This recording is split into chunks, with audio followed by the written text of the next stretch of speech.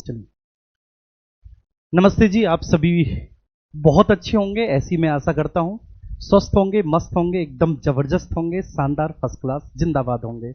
आप सभी का बहुत बहुत स्वागत है। सभी लोगों का प्लीज सब लोग क्लास में आ जाइएगा जी। सभी का स्वागत है, प्लीज सब लोग आइएगा क्लास में।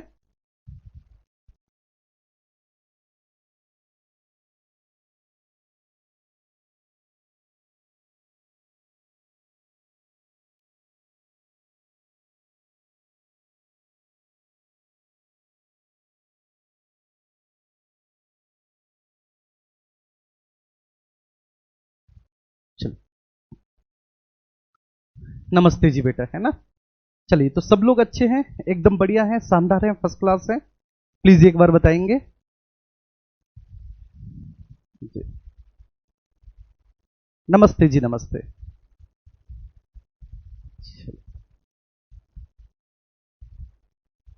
चलो भैया बोल रहे हैं कि सर चलो। ठीक है भाई, आपने बोल दिया तो फिर चलेंगे ही अब। ऐसा हो सकता है कि आप लोग बोलो और आगे ना चलें। चलिए, ठीक है साधना बेटा। मैं अगर ऐसे नाम लूंगा तो फिर बहुत टाइम लग जाएगा, आप लोगों का नाम ही लेता रहूंगा, नाम ही लेता रहूंगा। तो इसलिए नाम में क्या रखा है, जो असली काम करने आए हैं वो काम करते हैं, पढ़ाते हैं भाई। ठीक है, हमारा काम पढ़ाना है। आइए, ठीक है, आज हम चलेंगे बच्चे नागरिकता पर। ठीक है, आज हम सिटीजनशिप पढ़ेंगे और बहुत मजा आने वाला है, आप विश्वास मानिए। और आज के पूरे हम इस लेक्चर में सिटीजनशिप को कंप्लीट करेंगे, नागरिकता को कंप्लीट करेंगे। दूसरा क्लास थोड़ा सा अब बेटा लंबे होंगी, क्योंकि ठीक है ना, 1 घंटे से ऊपर थोड़ी सी हम क्लासेस लेंगे, इस बात को आप ध्यान रखना। क्योंकि कोशिश करेंगे कि क्लास के क्लास में ही आपके टॉपिक कंप्लीट हो जाएं, क्योंकि ठीक है समय दिया गया है ना 60 क्लासेस का सर के द्वारा, तो वो 60 क्लासेस में ही ऑब्वियस सी बात है, ठीक है, जो भी टाइम लिमिट है उसी में कंप्लीट कराना है जी। चलिए, जितने भी लोग तारीफ कर रहे हैं बहुत बहुत धन्यवाद। ठीक है, लेकिन आप भी पूरा मन से पढ़िए, केवल मेरे पढ़ाने से काम थोड़ी नहीं चलेगा, या अच्छा पढ़ाने से काम नहीं चलेगा मेरे अकेले के से। आपको भी बहुत अच्छा पढ़ना पड़ेगा, तभी दोनों लोग मिलकर हम लोग बहुत अच्छा कर पाएंगे, है ना। ये ध्यान रखना आप लोग। आइए, ठीक है, चलते हैं नागरिकता की तरफ। नागरिकता, ठीक है, सिटीजनशिप।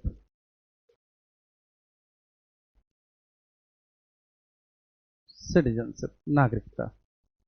अब सबसे पहले आप समझेंगे कि हमने भारतीय संविधान का भाग 1 कंप्लीट कर लिया, और मैंने आपसे प्रॉमिस किया था कि 250 से ऊपर आर्टिकल आप ऐसे ही याद कर लोगे, आपको पता भी नहीं चलेगा कि वो कब आपको याद हो गए। ठीक है, आपको याद होगा ना कि मैंने आपसे प्रॉमिस किया था 250 प्लस आर्टिकल हम ऐसे ही कर लेंगे, ये हमारा प्रॉमिस था।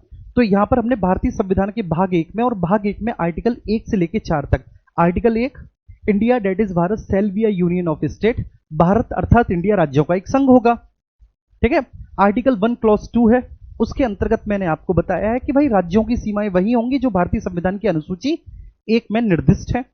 और फिर भारतीय संविधान का आर्टिकल 1 क्लॉज 3 है, जिसमें लिखा हुआ है जी, जिसमें लिखा हुआ है कि जो संपूर्ण भारत का क्षेत्र है वह राज्यों का क्षेत्र, संघ राज्य क्षेत्र और अर्जित राज्य क्षेत्रों से मिलकर बनेगा। फिर आर्टिकल 2 है, आर्टिकल 2 में है संसद ऐसे निर्बंधों एवं शर्तों के साथ जिन्हें वह उचित समझे संघ में नई राज्य का प्रवेश या स्थापना कर सकती है।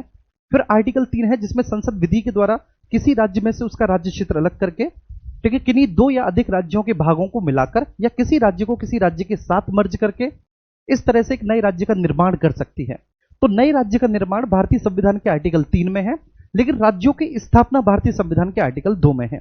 इसके अलावा आर्टिकल 3 में है कि संसद विधि के द्वारा किसी भी राज्य का राज्य क्षेत्र घटा सकती है, बढ़ा सकती है, उसकी सीमा में परिवर्तन कर सकती है और उसके नाम में परिवर्तन कर सकती है। और आर्टिकल 4 कहता है कि भाई संसद आर्टिकल 2 और 3 के तहत कुछ भी करती है, इसके लिए संविधान संशोधन की कोई आवश्यकता नहीं है।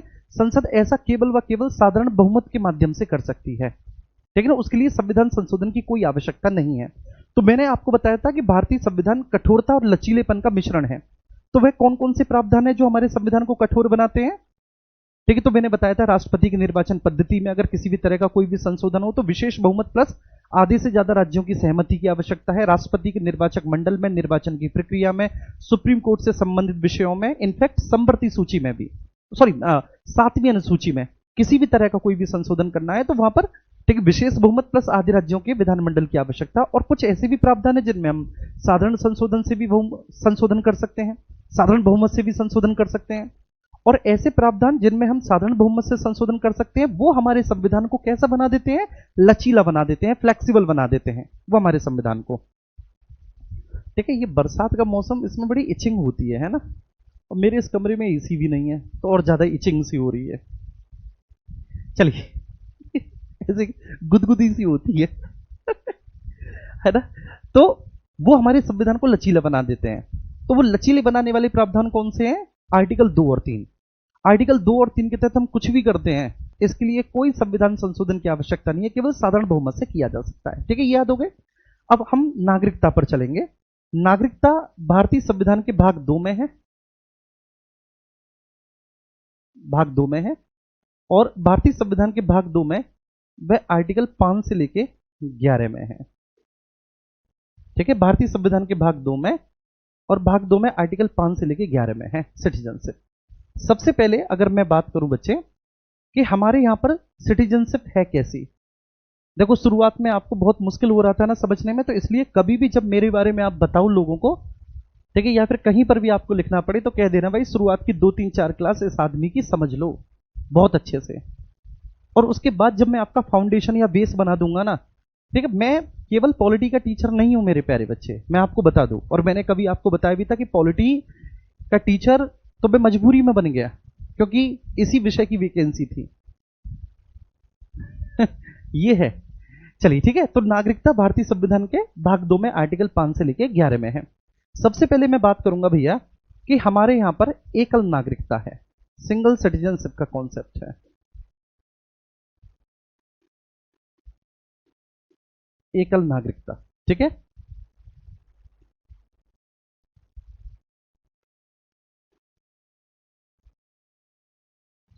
सिंगल सिटीजनशिप का कॉन्सेप्ट है। और ये सिंगल सिटीजनशिप का कॉन्सेप्ट हमने कहां से लिया है? तो आप बोलेंगे कि साहब इस कॉन्सेप्ट को हमने लिया है ब्रिटेन के संविधान से। बोलो कहां से लिया है? ब्रिटेन के संविधान से, ब्रिटिश कॉन्स्टिट्यूशन से इस कॉन्सेप्ट को हमने लिया है, सिंगल सिटीजनशिप वाले कॉन्सेप्ट को।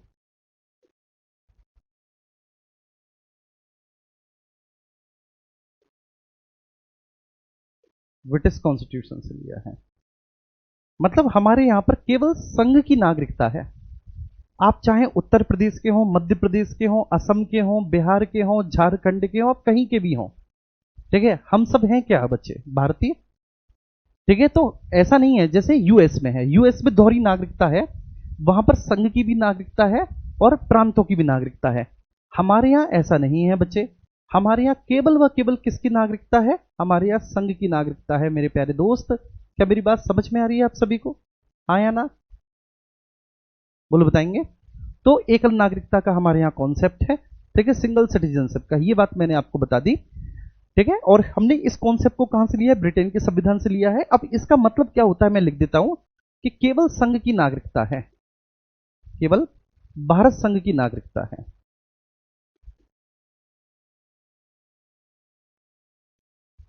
भारत संघ, यूनियन ऑफ इंडिया,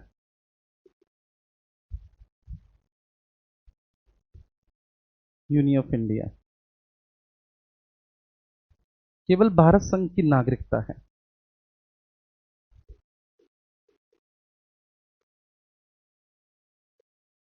नागरिकता है, प्रांतों की नहीं।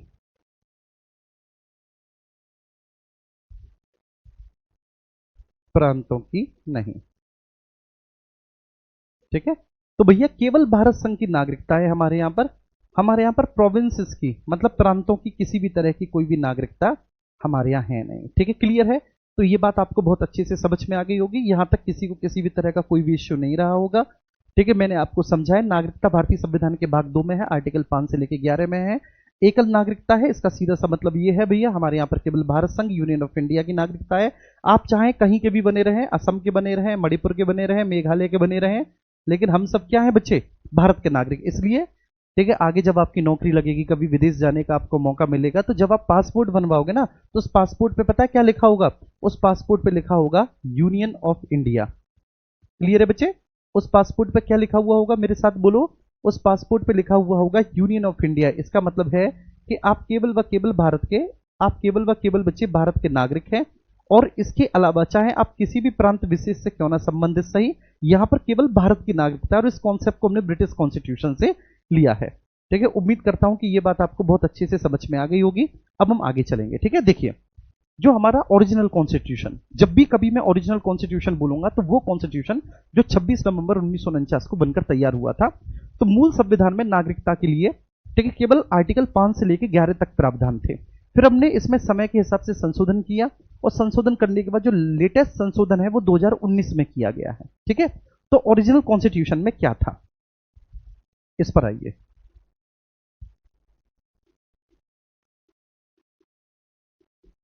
मूल संविधान,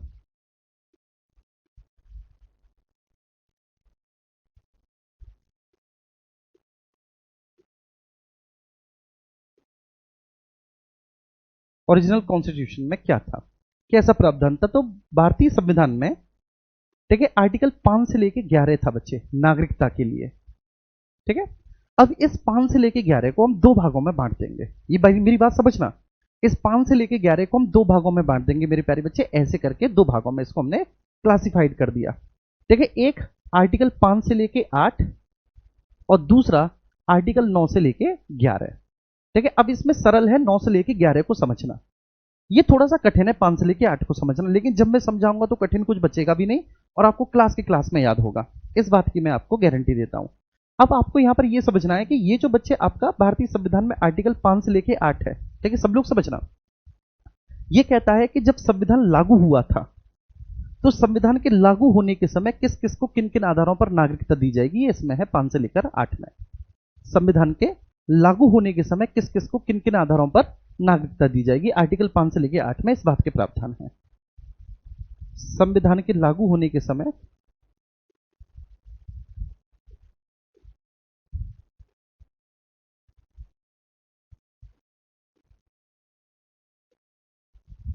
लागू होने के समय किस किस को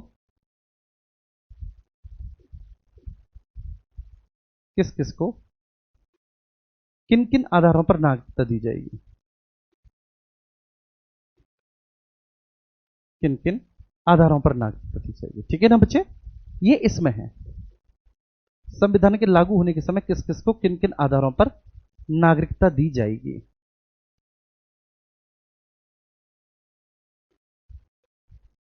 नागरिकता दी जाएगी।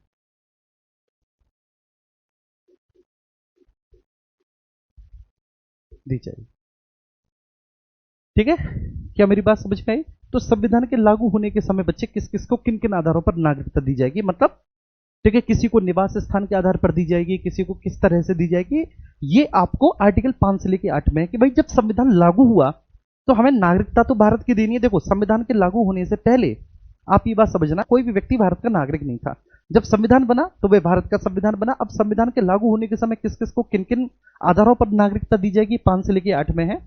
और 9 से लेकर 11 में है बच्चे, नागरिकता के संबंध में संसद की शक्ति। नागरिकता के संबंध में, देखिए, संसद के पास क्या क्या शक्तियां हैं, ये 9 से लेकर 11 में है। नागरिकता के संबंध में संसद की शक्ति, आर्टिकल 9 से लेकर 11 में। ठीक है जी, तो ये बात समझ में आ गई। अब आपको ये जो बात समझ में आई ना, ये मोटा मोटी ऊपर ऊपर से समझ में आई। सबसे पहले मैं 9 से लेकर 11 बता दूंगा आपको, फिर आगे। ठीक है, आर्टिकल 9।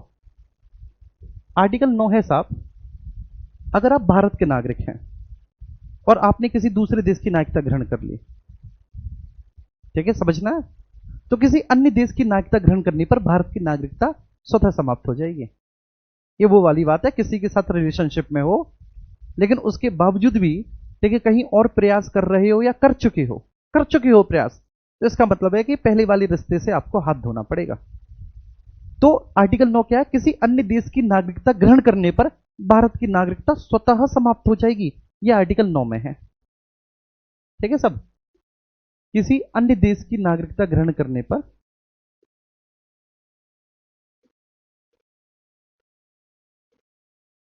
अन्य देश की नागरिकता ग्रहण करने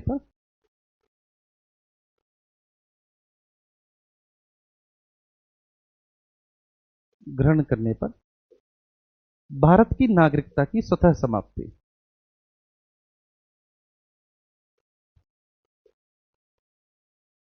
भारत की नागरिकता की स्वतः समाप्ति।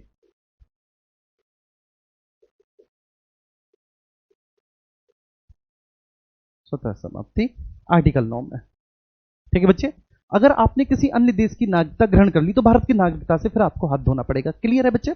अब आर्टिकल 10 है। आर्टिकल 10 कहता है कि अगर किसी को नागरिकता देनी है या फिर किसी को नागरिकता से वंचित करना है, देखो समझ लो बात, अगर किसी को भारत की नागरिकता देनी है कि साहब आज से आप भारत के नागरिक हो, या फिर कि भाई तुम भारत के नागरिक बनने लायक नहीं हो, उससे वंचित करना है, तो फिर भाई ऐसा केवल संसद के द्वारा बनाई गई विधियों के आधार पर किया जाएगा। हम और आप कोई नहीं होते, या संसद के अलावा कोई और संस्था नहीं है जो ऐसा काम कर सकती है। तो संसद ने जो विधि बनाई है उसी विधि के आधार पर किसी को भारत की नागरिकता दी जाएगी और उससे वंचित किया जाएगा। यह आर्टिकल 10 में है। आ रही है बात समझ में बच्चे? क्लियर है? 9 क्या है बहुत अच्छे से समझा दी। अब 10 क्या है? ठीक है, 10 में है कि भाई जैसे मुझे भारत की नागरिकता चाहिए या फिर मेरे पास है और मैंने ऐसे कुकृत्य कर दिए कि मैं भारत का नागरिक बनने लायक नहीं हूं, तो मुझसे छीनी जाएगी। क्लियर है? तो वो केवल व केवल उसका आधार क्या होगा? संसद के द्वारा बनाएगी विधियों के आधार पर। ठीक है, ये आर्टिकल 10 में है। केवल संसद के द्वारा बनाएगी विधियों के आधार पर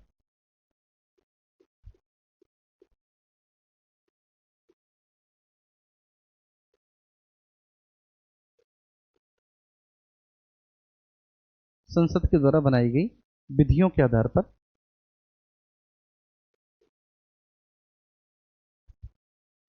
विधियों के आधार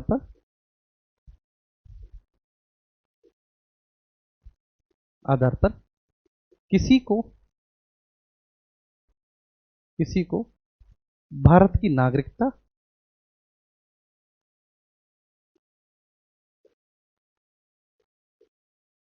प्रदान अथवा उससे वंचित किया जा सकता है, अथवा उससे वंचित किया जाएगा।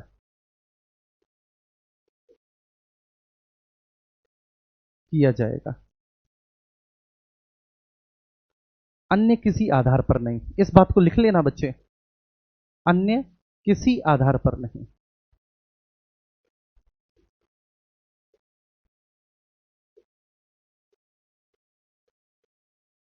आधार पर नहीं। ठीक है, यह आर्टिकल 10 हो गया। कितना सिंपल है। ठीक है, 9 और 10 कितना सिंपल है। अब आर्टिकल 11 है तो और भी ज्यादा सिंपल है बच्चे।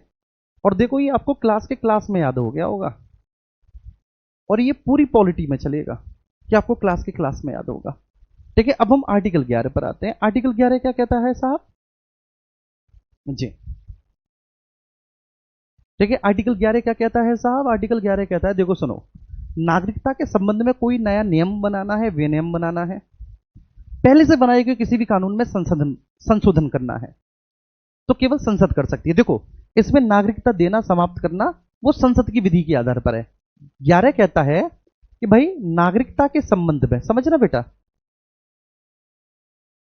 11 कहता है कि नागरिकता के संबंध में कोई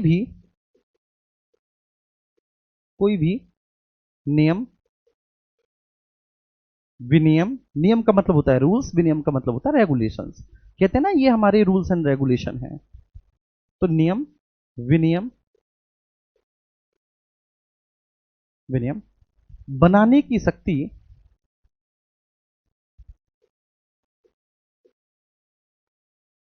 नियम विनियम बनाने की शक्ति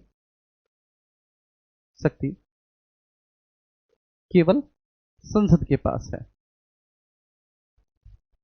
केवल संसद के पास है। बिल्कुल सिंपल भाषा में मैं लिखवा रहा हूं बच्चे, लेकिन ये भाषा सिंपल होने के साथ साथ ऐसी भी है बच्चे, ठीक है, जैसी एग्जाम में पूछी जाती है। तो पॉलिटी में ये बहुत जरूरी होता है कि उसी भाषा का प्रयोग किया जाए जो एग्जाम में पूछी जाती है। तो नागरिकता के संबंध में कोई भी नियम विनियम बनाने की शक्ति केवल संसद के पास है, अथवा उसमें संशोधन करने की, अथवा उसमें संशोधन करने की भी, अथवा उसमें संशोधन करने की भी, करने की भी। चलो मेरे प्यारे बच्चे, मेरी बात समझ में आई? तो नागरिकता के संबंध में कोई भी नया नियम विनियम बनाने की अथवा उसमें संशोधन करने की भी शक्ति केवल संसद के पास है, किसी और के पास नहीं है, संसद के पास है। ठीक है बच्चे, ये बात क्लियर है? तो ये है 9 से लेके 11 भाई नागरिकता के संबंध में संसद के पास क्या क्या अधिकार और शक्तियां, ये 9 से लेके 11 में है। ठीक है, अब आर्टिकल 5 से लेकर 8। अब देखो बेटा, आर्टिकल 5 आपको समझना है, 6 आपको समझना है, 7 आपको समझना है, 8 आपको समझना है। ठीक है, तो बहुत सिंपल सा फंडा है कि आपको ये एप्लीकेबल मोड में समझना पड़ेगा। कैसे एप्लीकेबल मोड में? आर्टिकल 5 कहता है कि भाई जब संविधान लागू हुआ था तो संविधान के लागू होने के समय निवास स्थान के आधार पर लोगों को नागरिकता दी जाएगी। अब समझिए, जब संविधान लागू हुआ था, संविधान के लागू होने के आधार पर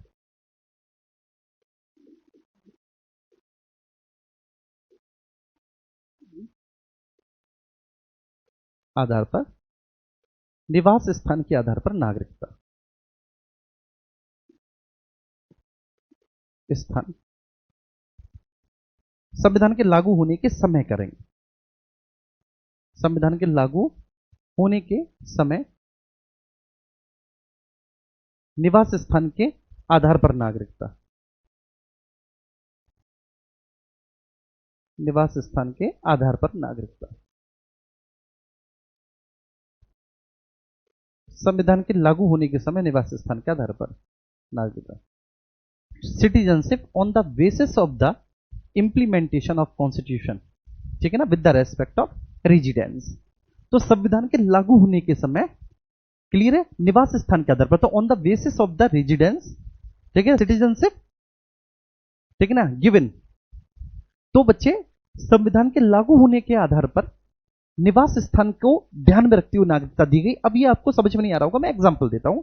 ठीक है, मेरे दादाजी, ठीक है, स्वर्गीय श्री ज्योतिराज सिंह चौहान, जब संविधान लागू हुआ था, संविधान कब लागू हुआ बच्चे? 26 जनवरी 1950 को पूरी तरह से, ठीक है, समझना, 26 जनवरी 1950 को। तो 26 जनवरी 1950 को मेरे दादाजी स्वर्गीय श्री ज्योतिराज सिंह जी उस समय अलीगढ़ जिले के एक छोटे से गांव में निवास करते थे, जिसका गांव का नाम है योगीपुर। क्लियर है? मैं और आपको बताऊं कि भारत देश के उत्तर प्रदेश प्रांत के, उस समय चलिए उत्तर प्रदेश प्रांत हो गया था बच्चे, वह उससे पहले संयुक्त प्रांत था। ठीक है, तो भारत देश के उत्तर प्रदेश प्रांत के अलीगढ़ जिले के गवाना तहसील के, ठीक है, योगीपुर गांव में मेरे दादाजी निवास करते थे। तो आप अज्यूम कर लीजिएगा कि मेरे दादाजी हैं यहां पर, ठीक है, ये मेरे दादाजी हैं, अज्यूम कर लीजिएगा ऐसे, ठीक है, ये मेरे दादाजी हैं। और ये मेरे दादाजी एक गांव में रह रहे हैं, खेती कर रहे हैं बेचारे, ठीक है, बहुत कम खेती है हमारे पास, हम कोई ऐसे जमींदार नहीं है, कहने को आप कह दीजिए कि हम तथाकथित सो कॉल्ड, ठीक है, ठाकुर हैं। लेकिन जब हमारे पिताजी वगैरह बताते हैं तो हमारे दादा ने और खुद हमारे पिताजी ने भी दूसरों के यहां पर बच्चे पल्लेदारी की है, दूसरों के खेतों में काम किया है। ठीक है, चलिए वो एक महज बात है। तो वो खेती कर रहे होंगे किसी के खेत में, या छोटा बहुत अपना भी खेत होगा, तो उसमें वो खेती कर रहे थे। उस समय संविधान लागू हुआ। अब जब संविधान लागू हुआ तो जो नागरिकता देने वाले अधिकारी हैं वो हमारे गांव में आ गए। ठीक है, किसी जमींदार साहब के यहाँ ऊंचे चबूतरे पर जाकर बैठ गए और वो कहने लगे कि भाई आ जाओ सब लोग, सबको नागरिकता देनी है। और पर्चे पर उन्होंने ऐसे अंगूठा लगवाया और भारत की नागरिकता दे दी। तो जब वो भारत की नागरिकता दे रहे थे तो उसका कुछ आधार होगा, आधार होगा। ठीक है, जिस व्यक्ति को भारत की नागरिकता दे रहे हैं वो मेरे दादाजी हैं, तो जिस व्यक्ति को भारत की नागरिकता दे रहे हैं वो व्यक्ति भारत में जन्मा हो। वह नहीं जन्मे तो मेरे दादाजी तो भारत में जन्मे थे, या तो वे भारत में जन्मे हो। भारत में नहीं जन्मे तो उनके माता पिता में से कोई एक भारत में जन्मा हो। और अगर माता पिता में से भी कोई भी एक भारत में नहीं जन्मे तो वह संविधान के लागू होने के 5 साल पहले से कम सामान्य तौर पर भारत में निवास कर रहे हो। तो इसकी शर्त है कि वह व्यक्ति भारत में जन्मा हो। व्यक्ति यहां पर कौन है? मेरे दादाजी हैं। तो वह व्यक्ति भारत में जन्मा हो,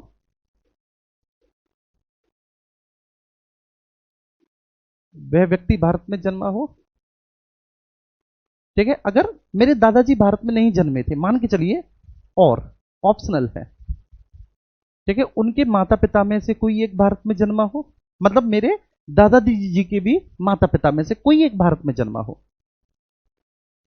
तो उनके माता पिता में से भी कोई एक भारत में जन्मा हो।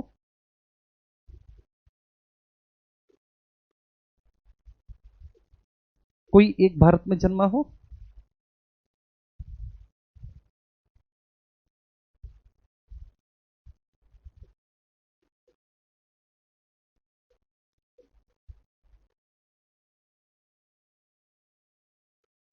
भारत में जन्मा हो। अगर मान के चलिए कि ये भी शर्त पूरी ना हो पाए, ये तो शर्त है बच्चे, शर्तें हमेशा ऑप्शनल होती है ना। अगर ये भी शर्त पूरी ना हो पाए कि माता पिता में से भी कोई एक भारत में ना जन्मा हो, तो और तीसरी शर्त है, अगर माता पिता में से भी, तो वो क्या है बच्चे, संविधान के लागू होने के 5 वर्ष पहले से वह सामान्य तौर पर भारत में कहीं रह रहा हो।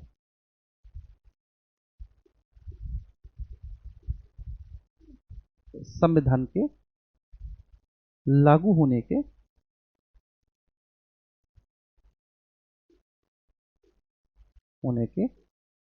ठीक है ना, कम से कम 5 वर्ष पहले से,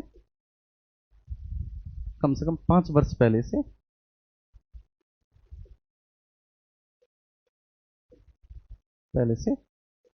भारत में निवास कर रहा हो।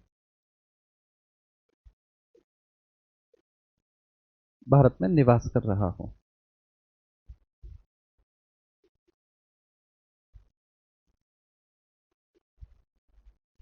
निवास कर रहा हो।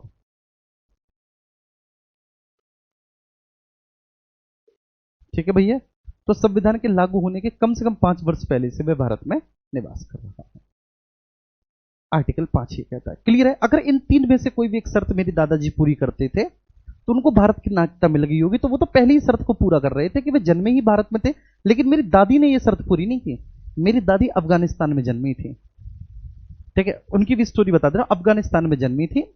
उनके जो पिताजी थे, दादी जी के पिताजी, वो एक सैन्य अधिकारी थे अंग्रेजों के समय के। ठीक है, और अच्छी रैंक के थे।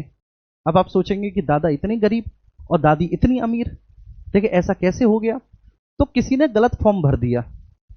हमारे गांव में दो जोधराज सिंह जी थे, एक जमींदार थे, एक हमारे दादा थे। जमींदार साहब जो हैं, उनके पास लगभग उस समय देखिए 150-200 बीघा की जमीन थी। तो कहीं किसी के थ्रू रिश्ता आया कि साहब अमुक अमुक नाम के व्यक्ति हैं, जमींदार हैं, आप जाके बात कर लो। ठीक है, तो हमारी दादी जी के जो पिताजी थे वो तो स्वयं नहीं आए, उन्होंने भेज दिए लोग कि भाई जाओ देख के आओ कि कैसा लड़का है कैसा नहीं। ठीक है, अब हमारे दादाजी उस समय यंग ही हो रहे होंगे बेसिकली, तो बैठे हुए थे, ठीक है, कहीं किसी के यहाँ। तो भाई किसी ने पूछा कि जी ये बताओ कि जोधराज सिंह कौन है? तो कहे यही है, ये बैठे। अच्छा आप भी हो कि हाँ साहब। अब दादा की पर्सनैलिटी हमारी अच्छी, ठीक है, मेरी हाइट ज्यादा नहीं है लेकिन मैं चला गया मम्मी पे। मम्मी की हाइट कम है भाई, पिताजी अच्छे हैं, डैसिंग लगते हैं, हमारे ताऊ जी भी ऐसी, दादाजी मूछ पूछ बढ़िया एकदम, ठीक है, हट्टे कट्टे एकदम जबरदस्त। उन्होंने वहीं पे फाइनल कर दिया कि हाँ ठीक है भाई, ठीक है, बहुत अच्छे। पहले ऐसे ही हो जाता था। और हमारे दादाजी के जो मम्मी पापा रहे होंगे उनको बुला लिया होगा कि साहब ऐसे ऐसे ये रिश्ता वहां से आया है, अमुक गांव से आया है, उनका आया है, हम पक्की कर जाते। अब पहले ब्याह होते थे नहीं लोगों के, ये बहुत मतलब पहले ऐसा होता था कि लड़कियों का रेशियो इतना कम था कि आपने देखा होगा कि कोई ना कोई एक व्यक्ति ऐसा रह जाता था घर में जो रड़ुआ रहता था, और वो एक रिवाज चलती थी कि भाई घर में कोई एक ऐसे हैं जिनका ब्याह नहीं हुआ। ठीक, अब आ गया रिश्ता, चलो ठीक है भाई, बहुत अच्छी बात है, ठीक है, सब कुछ ठीक ठाक। शादी हो गई। अब शादी होने के बाद हमारी दादी जब आई तो वो रही झोपड़ी में। उसके बाद वो अपने पापा से बहुत नाराज रही हमारी दादी कि बताओ कैसे घर में तुमने मुझे ब्याह कर दिया, झोपड़ी में, बारिश फारिश हो रही है तो झोपड़ी टपक रही है। तो मतलब ऐसी कुछ स्थिति थी। कहने का आशय क्या है कि मैं दादी के बारे में बात बता रहा हूं। तो अफगानिस्तान में, अफगानिस्तान काबुल, ठीक है, तो काबुल में कोई सैन्य वो थे, अंग्रेजों के उसमें थे बच्चे वो, उस समय ब्रिटिश आर्मी में थे। तो वहीं पर हमारी दादी का जन्म हुआ था, वहां क्वार्टर थे अंग्रेजों के उसमें। ठीक है, तो हमारी दादी को जब भारत की नागरिकता मिली होगी तो वह भारत में नहीं जन्मी थी, उनके माता पिता में से कोई एक भारत में जन्मा था। इस आधार पर उनको नागरिकता मिली थी हमारी दादी जी को। क्लियर है? On the basis of the residence, निवास स्थान के आधार पर। अब मैं, ठीक है, और ये बहुत अच्छी बात है कि चलो एग्जाम्पल ऐसे मिल गए कि जहां पर मैं आपको समझा पा रहा हूं, तो एक कृपा है उनकी, हमारे दादा दादी की, मैं आपको समझा पा रहा हूं उन्हीं के एग्जाम्पल लेकर। अगर मान के चलिए कि वह भारत में भी ना जन्मी होती, तो फिर संविधान के लागू होने से कम 5 वर्ष पहले से वो भारत में निवास कर रही हो, इस आधार पर उनको भारत की नागरिकता मिलती, फिर निवास स्थान के आधार पर। ठीक है, क्लियर है। अब इसके बाद हम आर्टिकल 6 पर चलेंगे, इसमें ज्यादा टाइम वेस्ट नहीं करेंगे। आप सब लोगों ने दिल वगैरह भेज दिए, थम्स अप वगैरह भेज दिए, थैंक यू सो मच। ठीक है, ढेर सारा, ओहो हो, ढेर सारा प्यार बच्चे, आपको आपको समझ में आ गया, बस यही है। देखिए आर्टिकल 5 क्या है, आर्टिकल 5 है संविधान के लागू होने के समय निवास स्थान के आधार पर नागरिकता। उसके बाद फिर आर्टिकल 6 है, इसको समझेंगे, ये और भी सिंपल है आर्टिकल 6। और अगर जिसने आर्टिकल 6 समझ लिया वो आर्टिकल 7 भी यूं ही समझ जाएगा। ये बहुत सिंपल है, लेकिन जब आप इन्हें किताबों से पढ़ोगे ना तो आपके समझ में नहीं आएगा। आर्टिकल 6 क्या कहता है, ये देखो भाई, देश का बंटवारा हुआ, और देश का बंटवारा हुआ तो उस क्षेत्र में, ठीक है, जो सीमा पार क्षेत्र है वहां पर रहने वाले हिंदू, बौद्ध, सिख, जैन, इनफैक्ट कुछ मुस्लिम भी, जो ऐसे देश में रहना चाहते थे जो धर्मनिरपेक्ष देश है, तो वे भारत में आए। क्लियर है ना, वो आए बच्चे यहां पर रहने के लिए। अधिकांश संख्या में हिंदू ही आए थे, टू बी ऑनेस्ट। ठीक है, जो उस समय कराची में, लाहौर में या फिर पेशावर में जो हिंदू थे, उनको पता है कि भाई ये तो धर्म के आधार पर एक देश बन रहा है, तो इस देश में तो हमारी कोई धार्मिक स्वतंत्रता होगी नहीं, तो इसलिए हम वहां से भारत ही चलते हैं। इससे बेस्ट तो भारत ही है कि कम से कम भारत में धार्मिक स्वतंत्रता तो मिलेगी हमें। ठीक है, हम, क्लियर है वो सारी चीजें। और केवल वही नहीं कि काबुल, पेशावर वगैरह, बांग्लादेश में भी बहुत सारे हिंदू थे, क्योंकि मैंने बताया वो पूर्वी पाकिस्तान था उस समय। वो बांग्लादेश 1971-72 में बांग्लादेश बना है, तो वहां से भी कुछ लोग भारत में आए। तो पाकिस्तान से जो लोग भारत आए हैं उन लोगों के लिए नागरिकता आर्टिकल 6 में, पाकिस्तान से भारत आने वाले लोगों के लिए नागरिकता।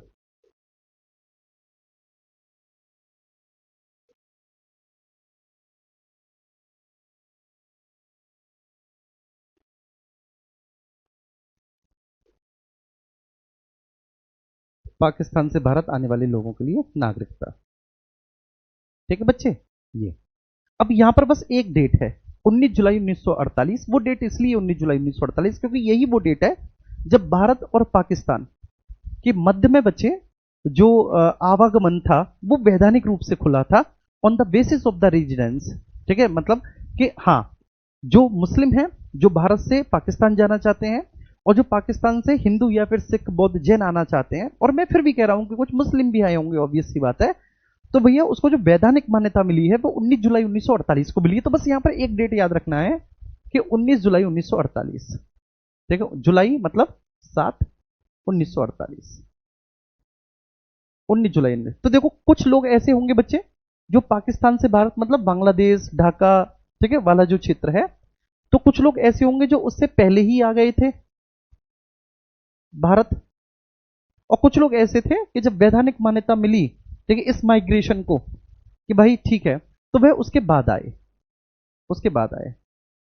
बहुत मुश्किल होता है मेरे प्यारे बच्चे, जिन लोगों ने अपनी मेहनत से अपने घर बनाए, ठीक है, उन घरों के आंगन में वो खेले कूदे बड़े हुए, और एक दिन वो घर ही छोड़ना पड़ रहा है, वो घर तो छोड़ो, वो मुल्क छोड़ना पड़ रहा है, तो ये बहुत बड़ी बात है कि मुल्क ही छोड़ना पड़ रहा है ना। तो 19 जुलाई 1948 से पहले आ गए, तो जो पहले आ गए हैं, नॉर्मल सी फॉर्मेलिटी है, उनको भारत की नागरिकता मिल जाएगी। तो आप कहेंगे सामान्य फॉर्मेलिटीज हैं जो आपको फुलफिल करनी है, फॉर्मेलिटीज हैं जो आपको फुलफिल करनी है, और आपको भारत की नागरिकता मिल जाएगी। क्लियर है, जो पहले आ गए थे। लेकिन जो बाद में आए हैं, तो बाद में आने वालों के लिए क्या है, बाद में आने वालों के लिए बच्चे कि आपको रजिस्ट्रार ऑफिस जाना पड़ेगा। ठीक है, समझना, आपको रजिस्ट्रार ऑफिस बच्चे हर जिले में होता है, नागरिकता देने के लिए उस समय बनाए गए थे, तो आपको रजिस्ट्रार ऑफिस जाना पड़ेगा। रजिस्ट्रार ऑफिस में आपका रजिस्ट्रेशन होगा नागरिकता के लिए। तो रजिस्ट्रार ऑफिस जाने के बाद आपका रजिस्ट्रेशन होगा, तो आपको रजिस्ट्रेशन करवाना पड़ेगा, रजिस्ट्रेशन फॉर सिटीजनशिप, सिटीजनशिप, तो आपको रजिस्ट्रेशन करवाना पड़ेगा। रजिस्ट्रेशन करवाने के बाद फिर आपको बच्चे 6 महीने भारत में कम से कम रहना होगा, मिनिमम, मिनिमम। इस दौरान आपका चाल चरित्र देखा जाएगा। भाई कोई भी देश आपको रहने के लिए अगर परमिशन दे रहा है, तो वो आपका चाल चरित्र देखेगा। कोई आपके घर में आके रहने लग जाए तो पहले आप पूछोगे तो सही, भैया कहाँ के रहने वाले हो, ठीक है, क्या करते हैं आपके पिताजी, आधार दिखाओ, ठीक है, थोड़ा सा बैकग्राउंड जानने की कोशिश करेंगे। तो इसलिए मिनिमम 6 मंथ आपको भारत में रहना होगा, मिनिमम 6 मंथ का रेजिडेंस होना चाहिए। और मिनिमम 6 मंथ रहने के बाद फिर बच्चे आपको, ठीक है, सिटीजनशिप दी जाएगी। अगर आपका चाल चरित्र सही निकलता है, आप वास्तव में भारत में रहने के उद्देश्य से ही आए हैं, ठीक है। दूसरा, आप कोई एजेंट फेजेंट नहीं है। जब आपकी गतिविधियों से ये पूरा कंफर्म हो जाएगा तो आपको भारत की नागरिकता दे दी जाएगी। ये आर्टिकल 6 में है। रजिस्टर ऑफिस जाना होगा, रजिस्ट्रेशन के लिए बच्चे आपको अप्लाई करना होगा, अप्लाई फॉर, ठीक है ना, apply for, apply for.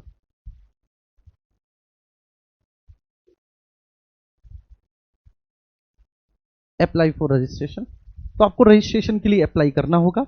Minimum 6 महीने आपको भारत में रहना होगा, और मिनिमम 6 महीने भारत में रहने के बाद जब पता चलेगा कि हाँ भैया, ठीक है, व्यक्ति ठीक है, चाल चरित्र इसका ठीक है, कोई दिक्कत वाली बात नहीं है, तो फिर आपको भारत की नागरिकता दी जाएगी। आर्टिकल 6, ठीक है ना।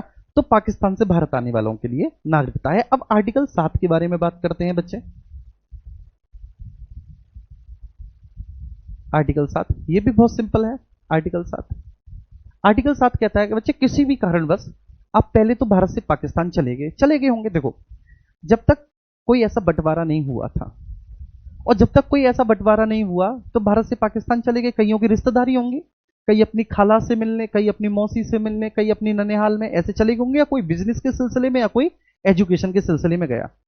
उधर बच्चे क्या हुआ कि देश आजाद हो गया, बंटवारा हो गया है, अब उसे भारत में ही आके रहना है, क्योंकि भाई वहां तो वो रिश्तेदारी में गया था, या पढ़ने गया था, या फिर घूमने गया था, लेकिन अंततः रहना तो उसे भारत में है। तो आर्टिकल 7 ऐसे लोगों के लिए नागरिकता देता है। तो आर्टिकल 7 कहता है बच्चे कि भारत से पाकिस्तान को जाने वाले,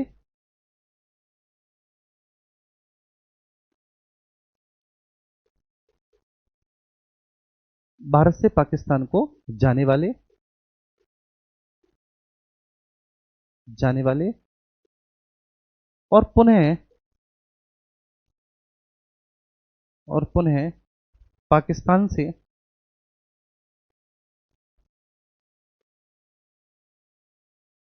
पाकिस्तान से भारत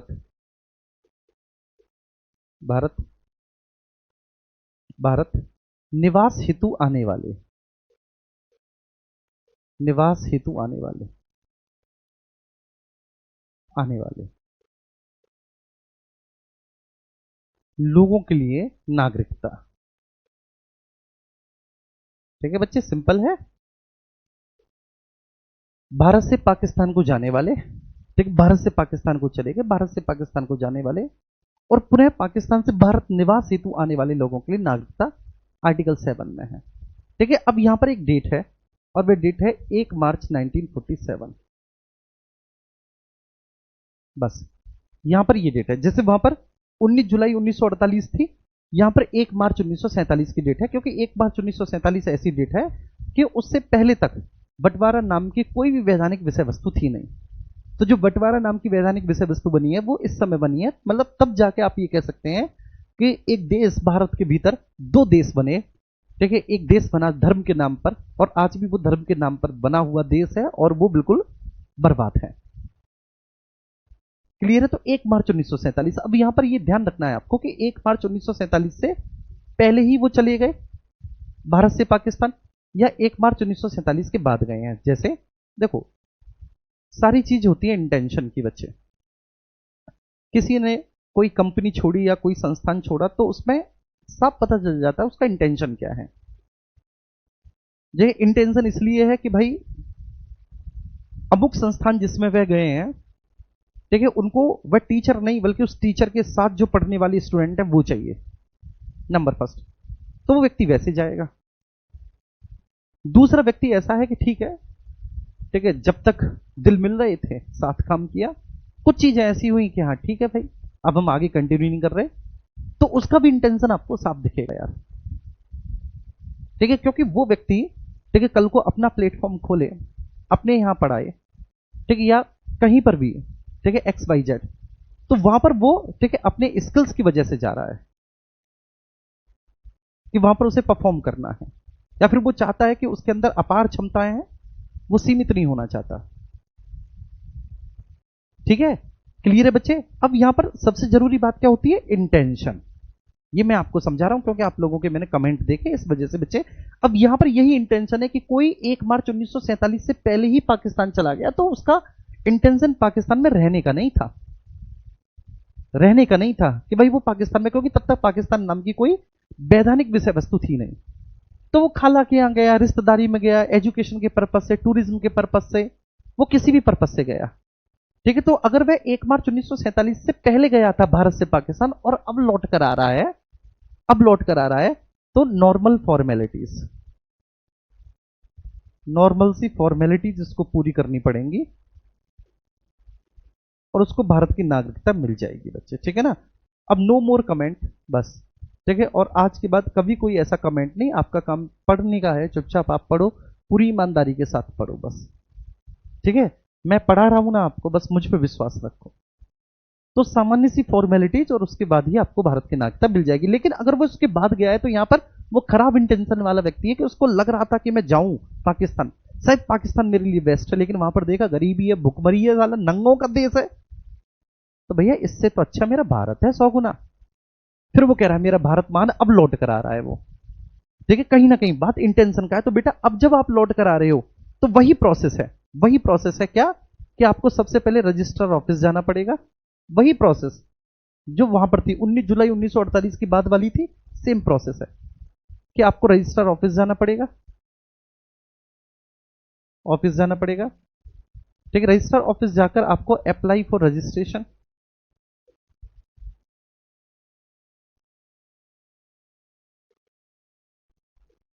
आपको रजिस्ट्रेशन के लिए अप्लाई करना पड़ेगा।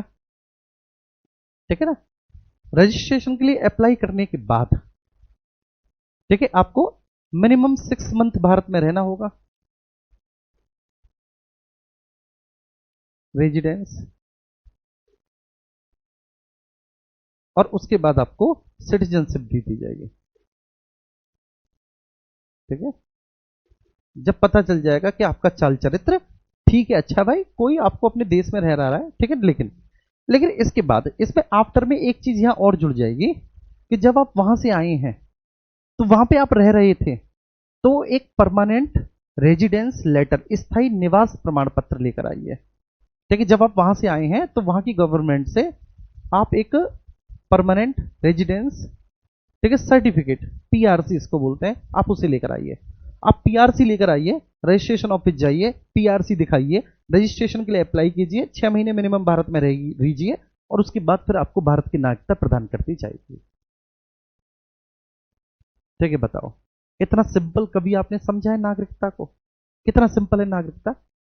अब इसके बाद बच्चे हम चलते हैं आर्टिकल 8 पर।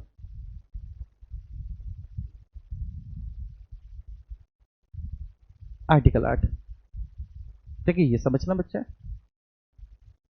जी, सभी को समझ में आ रहा है? प्लीज एक बार बताओ।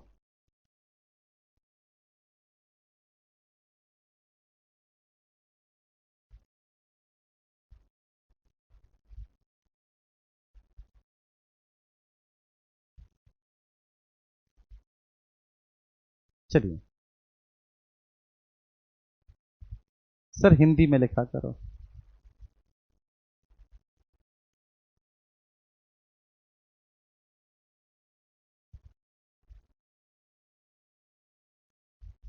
भारतीय संविधान के मूलभूत मूल्य क्या हैं? वो भारतीय संविधान की जो मैंने विशेषताएं पढ़ाई हैं ना, वही भारतीय संविधान के मूलभूत मूल्य हैं।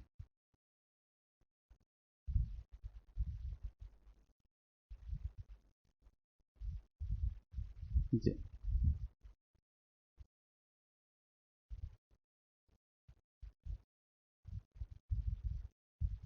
पीआरसी, परमानेंट रेजिडेंस सर्टिफिकेट, स्थायी निवास का प्रमाण पत्र आपको लेकर आना होगा। ठीक है जी, सब कुछ हिंदी में लिखूं?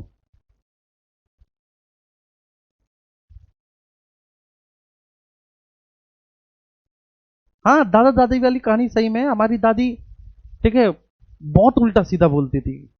फंस गई मैं तो यहां पर। ठीक है, मेरे पापा की गलती हो गई, अगर वो एक बार देख लेते ये कुछ नहीं करता, ये कोई जमींदार नहीं है, दादा के लिए बोलती थी। सही है ये जी।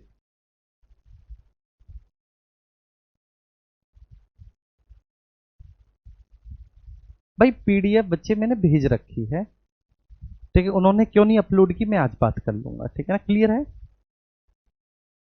जी।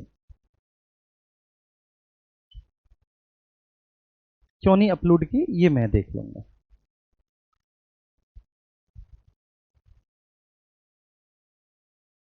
कौन कह रहा है? ये दीपक कुमार यादव। चलो दीपक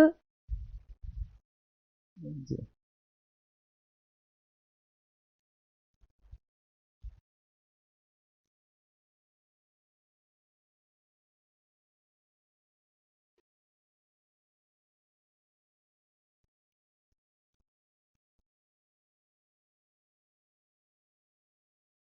यूपीएसआई क्लास का टाइम है 2 PM।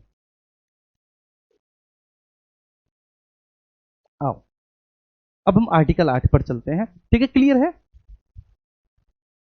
जी। आगे ये बात समझ में सभी को। अब बेटा हम आर्टिकल 8 पे चलते हैं। आर्टिकल 8 कहता है, देखो समझो, कि ना तो आप पाकिस्तान से भारत आए हैं, ना ऐसा हुआ कि पहले भारत से पाकिस्तान चले गए दोबारा लौट कर आए नहीं।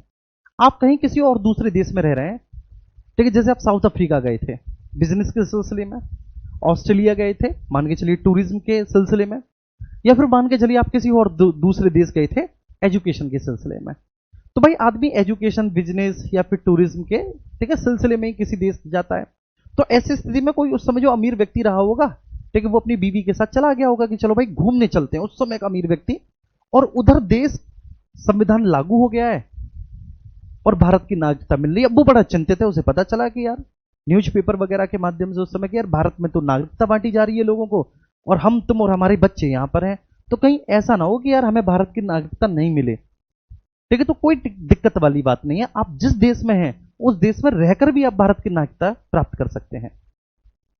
ठीक है, क्लियर है। तो आर्टिकल 8 कहता है भारतीय मूल के ऐसे व्यक्ति, भारतीय मूल के ऐसे व्यक्ति, भारतीय मूल का मतलब होता है इंडियन डायस्पोरा या इंडियन ओरिजिन, जो संविधान के लागू होने के समय भारत के राज्य क्षेत्र के बाहर निवास कर रहे थे, ठीक है, बाहर रह रहे थे। तो भारतीय मूल के ऐसे व्यक्ति, ऐसे व्यक्ति जो जो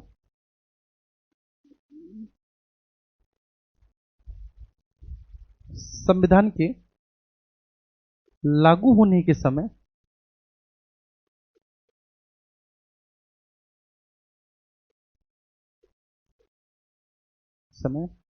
भारत के राज्य क्षेत्र के बाहर निवास कर रहे थे, भारत के राज्य क्षेत्र के बाहर निवास कर रहे थे।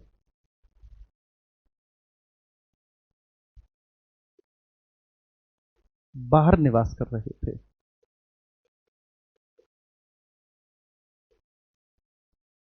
कर रहे थे, ठीक है, क्लियर है। तो बेटा भारतीय मूल के ऐसे व्यक्ति हैं, इंडियन डायस्पोरा है, इंडियन ओरिजिन है, जो संविधान लागू होने के समय भारत के बाहर निवास कर रहे थे। भारत के बाहर निवास करने का मतलब मैंने आपको बता दिया, टूरिज्म के सिलसिले में या कहीं किसी की, ठीक है, बिजनेस के सिलसिले में कोई घूमने गया हो ऐसा, ठीक है, तो वह उस देश में जहां पर भी हैं उस देश में उनको भारत की नागरिकता मिल जाएगी। तो सबसे पहले वो क्या करेंगे, ठीक है, उस देश के भारतीय दूतावास में जाएंगे, ठीक है, हर एक देश में इंडियन एम्बेसी होती है, तो वह उस देश के भारतीय दूतावास में जाएंगे,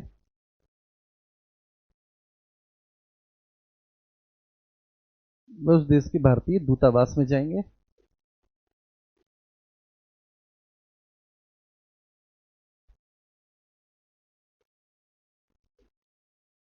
उस देश के भारतीय दूतावास में जाएंगे, ठीक है, नंबर फर्स्ट। आ रही बात समझ में? जब वे उस देश के भारतीय दूतावास में जाएंगे तो वहां पर वे प्रूव करेंगे कि उनके माता पिता, दादा दादी या नाना नानी या फिर वह खुद, ठीक है, भारत के राज्य क्षेत्र में जन्मे थे। ठीक है, तो वे इस बात को प्रूव करेंगे, वे उस देश के भारतीय दूतावास में जाएंगे, वह प्रूव करेंगे कि वह या फिर उनके माता पिता में से कोई एक या उनके दादा दादी में से कोई एक या फिर उनके नाना नानी में से कोई एक में से कोई एक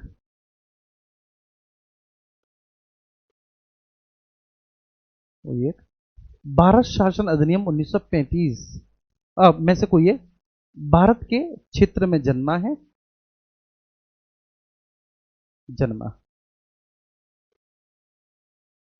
और भैया भारत का क्षेत्र कौन सा होगा भाई, कौन सा भारत माना जाएगा? तो भारत वही माना जाएगा जो 1935 के भारत शासन अधिनियम में परिभाषित था, वही भारत। ये वाला भारत नहीं कि जहां पर भारत का बंटवारा हो गया इधर पश्चिमी और पूर्वी पाकिस्तान, नहीं। भारत का राज्य क्षेत्र वो माना जाएगा जो 1935 के भारत शासन अधिनियम में अधिसूचित था। भारत का राज्य क्षेत्र वही होगा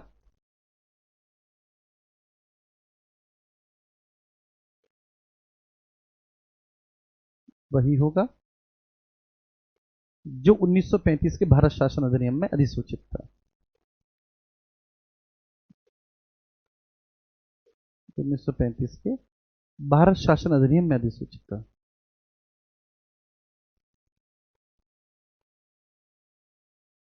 अधिसूचित था।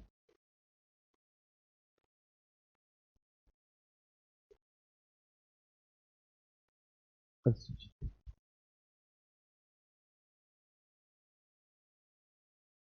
ठीक है, चलिए। तो भारतीय मूल के ऐसे व्यक्ति जो संविधान के लागू होने के समय भारत के राज्य क्षेत्र के बाहर निवास कर रहे हैं, वो भी भारत की नागरिकता ले सकते हैं। बस वह उस देश के भारतीय दूतावास में जाएंगे, वहां पर इस बात को प्रूव कर देंगे भाई कि वह उनके माता पिता, दादा दादी या नाना नानी में से कोई भी एक भारत में जन्मा है।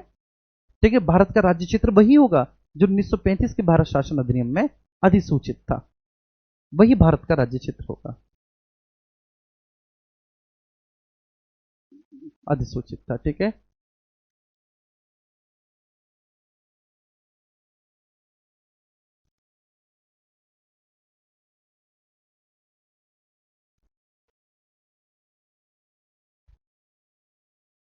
चलो। तो मेरे दोस्त एक बार थम्स अप करके मुझे बताओ कि क्या मेरी ये बात समझ में आई सभी को?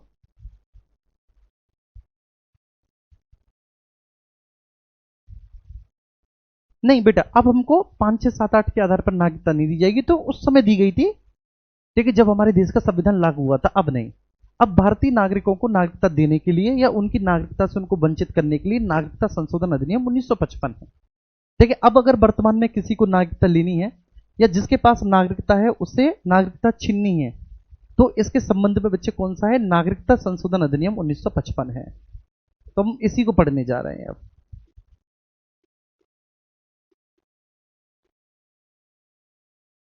नागरिकता संशोधन अधिनियम 1955। 1955, ठीक है ना? ये बच्चे 1955 जो है ये बोलता है कि 5 आधारों पर किसी भी व्यक्ति को भारत की नागरिकता प्रदान की जा सकती है। नागरिकता प्रदान की जा सकती है किसी व्यक्ति को 5 आधारों पर, और उससे उसकी नागरिकता से वंचित किया जा सकता है, मतलब नागरिकता समाप्त की जा सकती है 3 आधारों में से किसी भी एक आधार पर। तो 5 में से किसी भी एक आधार पर नागरिकता दी जा सकती है और 3 में से किसी भी एक आधार पर नागरिकता समाप्त की जा सकती है। नागरिकता संशोधन अधिनियम 1955 में है जी।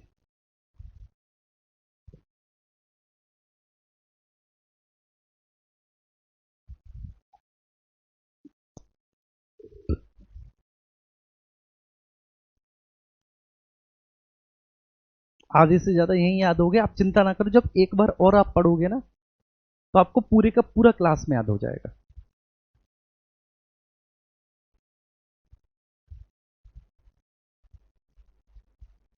सर दादी पुराने जमाने की थी इसलिए रिश्ता निभा कर ले गई, अब का हाल तो आप जान रहे हो। सही बात है दोस्त, सही बात है। एक वो कभी गाना हुआ करता था कि तू राजा की राज दुलारी, मैं सिर्फ लंगोटे आला सू, भांग रगड़ के पिया करूं मैं, गुंडी सोचे आला सू। मतलब वो जो गाना है उस गाने का जो निचोड़ है वो ये है कि तू राजा की राज दुलारी, तुम किसी राज परिवार से संबंधित हो, अरे मैं तो ऐसा हूं। ये भगवान शिव के लिए बोला गया है, शिव और पार्वती जी के लिए, क्योंकि ठीक है उनके पिताजी जो थे दक्ष, बहुत बड़े राजा थे, और भगवान शिव तो आपको भी पता है ऐसे ही थे, आज यहाँ कल वहां। ठीक है, तो वो उस जमाने में तो था, हमारे पिताजी के भी जमाने में ऐसा हुआ, लेकिन आज के जमाने में बहुत मुश्किल है, लेकिन अच्छे लोग आज भी हैं, ऐसी बात नहीं। अगर प्रेम है तो लोग निभा कर ले जाते हैं।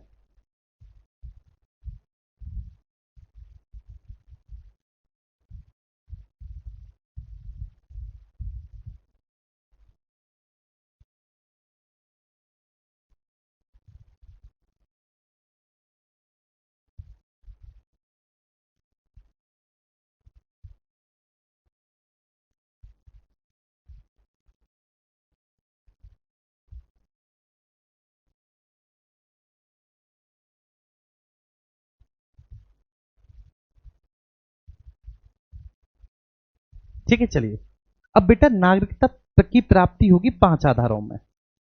ठीक है, नागरिकता संशोधन अधिनियम 1955 तब लाया गया कि भाई देखो, संविधान के लागू होने के समय किस किस को नागरिकता किन किन आधारों पर दी जाएगी वो तो तब था। अब संविधान लागू हो गया, अब संविधान लागू होने के बाद आज मान के चलिए डोनाल्ड ट्रंप कहे कि भाई मुझे तो भारत की नागरिकता लेनी है, मुझे तो भारत में रहना है, सपोज दैट वो कहने लगे कि भारत बहुत प्यारा देश है, यहाँ के लोग बहुत प्यारे हैं, यहाँ पर तो ताजमहल भी है, यहाँ पर तो शिवालय भी है, यहाँ पर तो बृहदेश्वर मंदिर भी है, यहाँ पर बहुत डाइवर्सिटी है, मुझे यहीं पर रहना है, मान के चलिए। तो उसको किस आधार पर नागरिकता दी जाएगी बच्चे? नागरिकता संशोधन अधिनियम 1955 के आधार पर। तो भैया 5 आधारों पर नागरिकता प्रदान की जाती है। ठीक है, और वे 5 आधार कौन कौन से हैं मैं हिंदी में लिखूंगा, इंग्लिश में बोलता चला जाऊंगा। बाई बर्थ, जन्म से, जन्म से। हम सब जितने भी लोग हैं ना इस क्लास में, वो सब जन्म से भारत के नागरिक हैं। जितने भी लोग इस क्लास में हैं अभी वर्तमान में, हम सब जन्म से भारत के नागरिक हैं। तो बाई बर्थ, जन्म से। दूसरा होता है बच्चे वंश क्रम से, बाई डिसेंट, वंश क्रम से, बाई डिसेंट, वंश क्रम से। तीसरा है बाई रजिस्ट्रेशन, पंजीकरण से, बाई रजिस्ट्रेशन, पंजीकरण से। चौथा होता है बाई नेचुरलाइजेशन, देसीकरण से, देसीकरण से, बाई नेचुरलाइजेशन। ठीक है ना, देसीकरण से, देसीकरण से। और उसके बाद बाई एक्विजिशन, अर्जित राज्य क्षेत्र से, बाई एक्विजिशन, अर्जित राज्य क्षेत्र से। ऐसे करके बच्चे, तो नागरिकता 5 आधारों पर दी जाएगी। अगर अब कोई लेना चाहे तो भाई हम ये देखेंगे कि वह किस कंडीशन के थ्रू भारत की नागरिकता ले सकता है, वह कौन सी ऐसी कंडीशन है जिसको फुलफिल कर रहा है, हम उसी के आधार पर उसको भारत की नागरिकता देंगे। ये देखेंगे ना कौन सी कंडीशन को फुलफिल कर रहा है, उसी के आधार पर देंगे। अब इसके बाद है कि समाप्ति,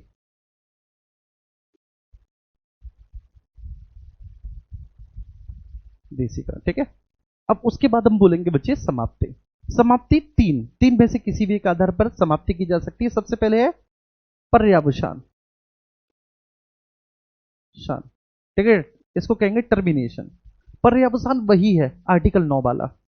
आर्टिकल 9 समझ के, आर्टिकल 9 का एक मीम था इंस्टाग्राम पे बड़ा प्यारा, उसमें यह था कि सनम अगर तुम किसी और के हुए तो फिर हम तुम्हें छोड़ देंगे, और नीचे लिखा था भारतीय संविधान अनुच्छेद संख्या 9।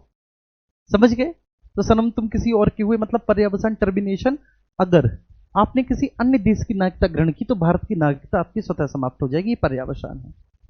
अगर किसी अन्य देश की नागरिकता ग्रहण की तो भारत की नागरिकता आपकी स्वतः समाप्त, आप भारत की नागरिकता से हाथ धो बैठोगे, इसको आप पर्यावसान कहेंगे। दूसरा है बच्चे, ठीक है, वंचित किया जाना, वंचित किया जाना, डिप्राइव्ड, वंचित किया जाना। ठीक है, वंचित किया जाने का मतलब है कि छीन ली गई आपसे, आपने कुछ ऐसे कुकृत्य किए कि आप भारत का नागरिक बनने के लायक ही नहीं रहे। ठीक है, तो इसको कहेंगे बच्चे वंचित किया जाना। और तीसरा होगा बच्चे स्वतः घोषणा। ठीक है, सेल्फ डिक्लेयर्ड, स्वतः घोषणा। आप खुद से बोलते हो, एफिडेविट पर साइन करते हो और कहते हो कि भाई मैं अपने पूरे होश आभास में भारत की नागरिकता से त्यागपत्र दे रहा हूं। ठीक है, मैं अपने पूरे होश आभास में भारत की नागरिकता से त्यागपत्र दे रहा हूं, तो ये स्वतः घोषणा है। ठीक है, आ रही है बात समझ में? स्वतः घोषणा है।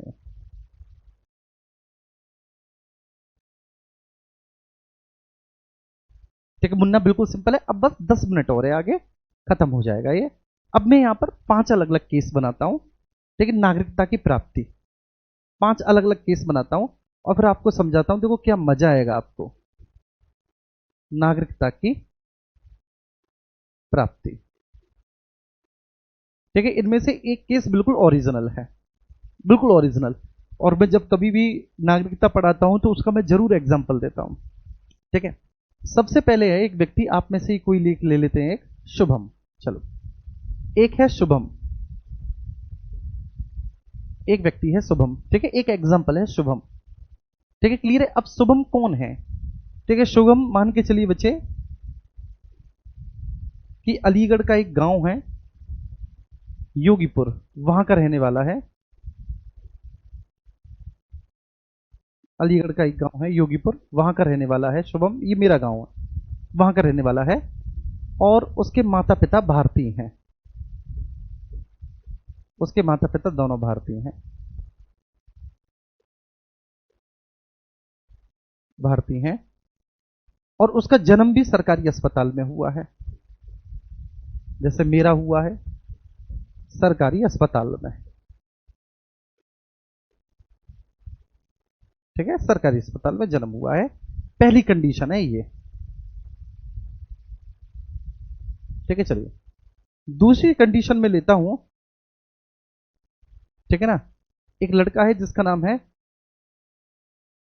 आरजव, ठीक है। अब ये लड़का कौन है बच्चे, ठीक है, ये हमारे भैया भाभी का लड़का है। भैया भाभी मतलब मामा के बेटा, सगे नहीं है, मामा के बेटा है, ठीक है, उनका लड़का है। तो मामा के बेटे जो हैं वो मेरे भाई हुए, मामा का बेटा मेरे भाई हुए। ये मामा के बेटे का लड़का है आरजव, ठीक है।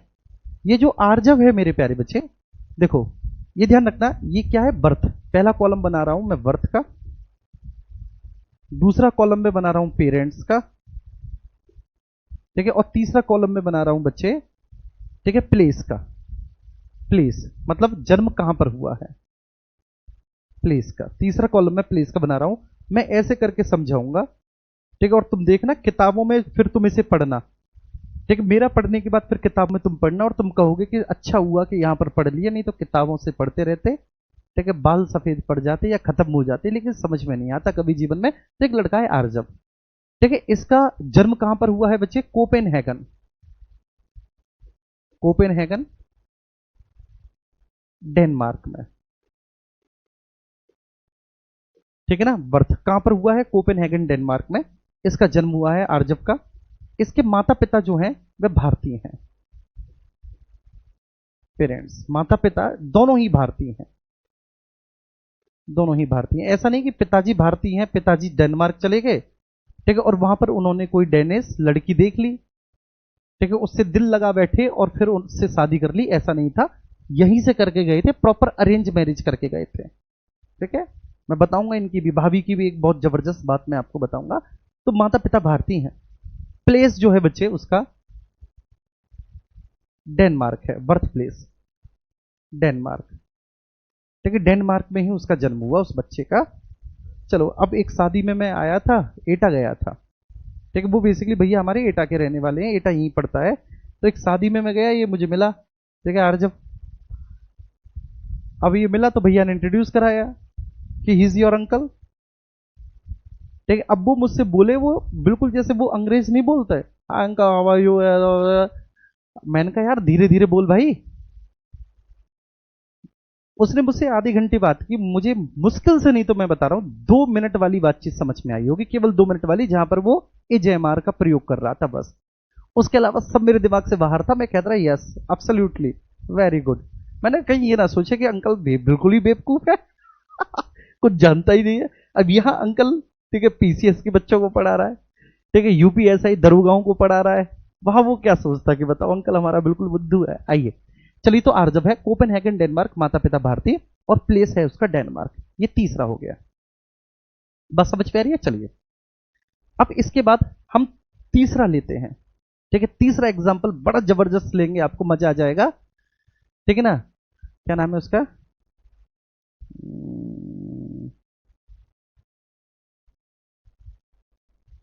प्रियंका चोपड़ा के हस्बैंड का क्या नाम है,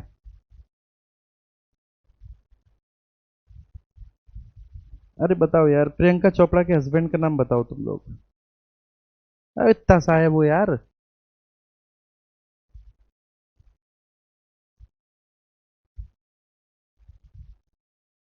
ए सैफ अली खान थोड़ी नहीं है यार प्रियंका चोपड़ा के।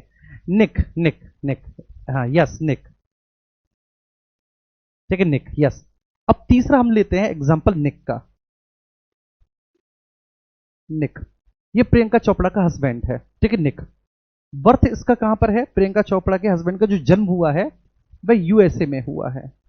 ठीक है, अब बर्थ प्लेस तो मुझे नहीं पता कि कहां पर हुआ है, मैं नहीं जानता, लेकिन यूएस में हुआ है उसका जो जन्म हुआ है। ठीक है, उसके जो माता पिता हैं प्रियंका चोपड़ा के हस्बैंड के।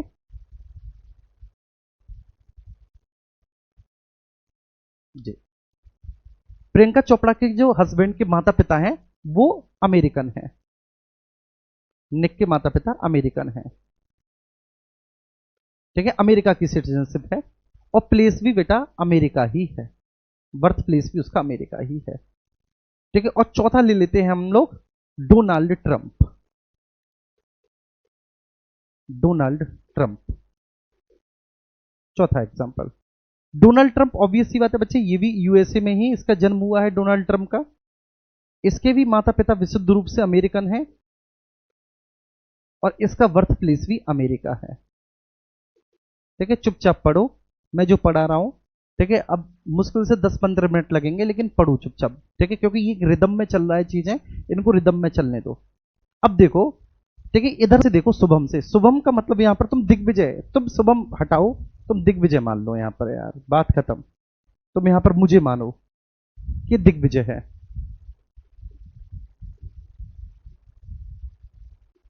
ये दिग्विजय है ये। ठीक है, तो बच्चे दिग्विजय को भारत के, मेरा जन्म हुआ, ठीक है, मेरा जन्म हुआ 28 जून सन 1993 को।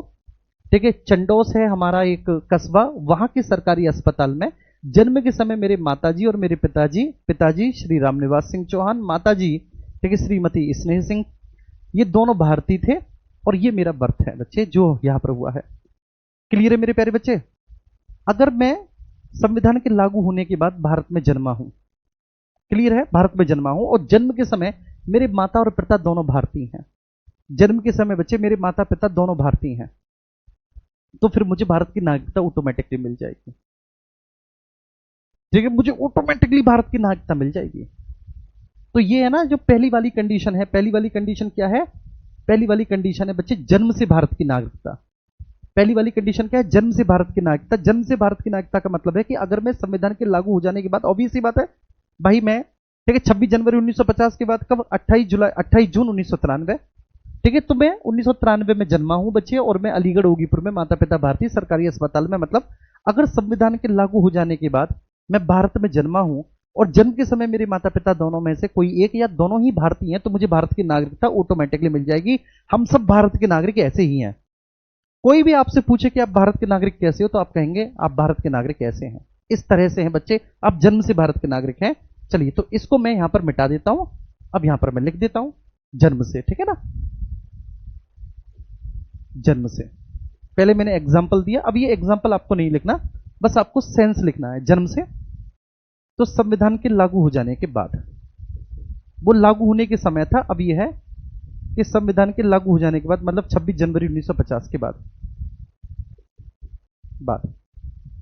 भारत के राज्य क्षेत्र में जन्मा बच्चा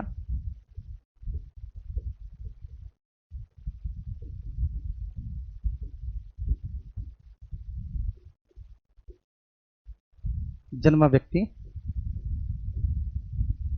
भारत का नागरिक माना जाएगा।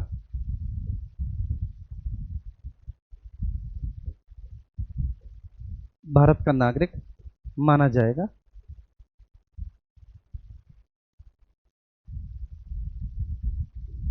माना जाएगा यदि उसके माता पिता में से कोई एक अथवा दोनों भारतीय हों, में से कोई एक अथवा दोनों भारतीय हों।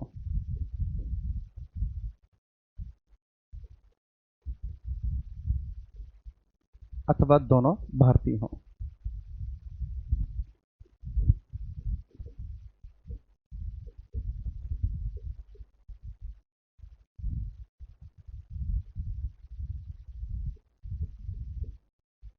भारतीय हो।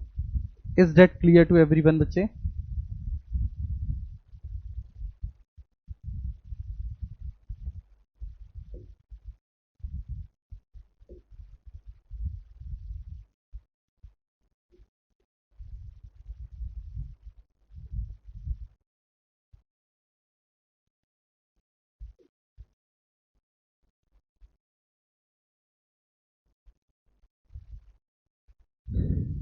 ठीक है, तो संविधान के लागू हो जाने के बाद भारत के राज्य क्षेत्र में जन्मा व्यक्ति भारत का नागरिक और माता पिता में से कोई एक भारतीय। हम सब इसी वजह से हैं बच्चे। ठीक है, लेकिन इसके अपवाद हैं, आप लिखेंगे। जैसे विदेशी राजदूत हैं, उनके बच्चे भारत में जन्म लेते हैं तो भारत के नागरिक नहीं माने जाएंगे। और अगर शत्रु के अधीन, ठीक है, किसी भी राज्य क्षेत्र में जन्मा बच्चा, वो भारत का नागरिक नहीं माना जाएगा। तो इसके अपवाद हैं। कहते हैं अपवाद हमेशा हर एक जगह है, अपवाद है। शत्रु के अधीन भारत में जन्मा बच्चा, ठीक है ना। जैसे पीओके, तो पीओके हमारा है लेकिन वो पाकिस्तान ने ऑक्यूपाई कर लिया है, हमारा पाकिस्तान ने ऑक्यूपाई कर लिया, तो पीओके में जन्मा बच्चा भारत का नागरिक नहीं माना जाएगा बेटा। क्लियर है? भारत का नागरिक नहीं माना जाएगा। अपवाद दूसरा, फॉरेन एम्बेसडर, भाई किसी भी विदेशी राजदूत का बच्चा जो भारत में जन्मा है, एम्बेसडर, तो वो भारत का नागरिक नहीं माना जाएगा। फॉरेन एम्बेसडर और बच्चे, ठीक है, एनिमी ऑक्यूपाइड रीजन, शत्रु के अधीन जन्मा बच्चा, ठीक है। जैसे कि पीओके, पाकिस्तान ऑक्यूपाइड कश्मीर है हमारा, लेकिन पाकिस्तान ने छीन लिया। कैसे छीन लिया बच्चे? मैंने तुम्हें बताया था कि वो नेहरू जी चले गए थे, यूएन याद आया, और वो आज भी वो क्षेत्र उसी के पास है, आज भी वो क्षेत्र उसी के पास है। ठीक है, आइए दूसरा हम इस एग्जाम्पल पर चलते हैं। ये बहुत जरूरी है इसको समझना कि बाई डिसेंट, ठीक है ना, मतलब वंशक्रम से। अब ये आर्जव है, कोपेनहेगन डेनमार्क में जन्मा, भैया और भाभी हमारे दोनों, ठीक है, सचिन है भैया का नाम, भैया भाभी दोनों भारतीय हैं, और उसका जन्म, बच्चे का जन्म कहां पर? वो डेनमार्क में। ठीक है, तो उन्हें क्या करना चाहिए था? अगर वे वंशक्रम के आधार पर भारत की नागरिकता लेना चाहते हैं, किसके आधार पर बेटा? वंशक्रम के आधार पर। ये दूसरा है वंशक्रम। तो उन्हें क्या करना चाहिए कि उसके जन्म के 1 साल के भीतर ही जो डेनमार्क में इंडियन एम्बेसी होगी वहां चले जाए, जो डेनमार्क में इंडियन एम्बेसी होगी वो वहां चले जाए और उसका रजिस्ट्रेशन करवा दें, और कह दें कि साहब, ठीक है, ये बच्चा बेशक अभी यहीं पर रह रहा है, लेकिन अंततत्वा आप इसे अपने देश की नागरिकता दो, अंततत्वा आप इसे भारत की नागरिकता दो।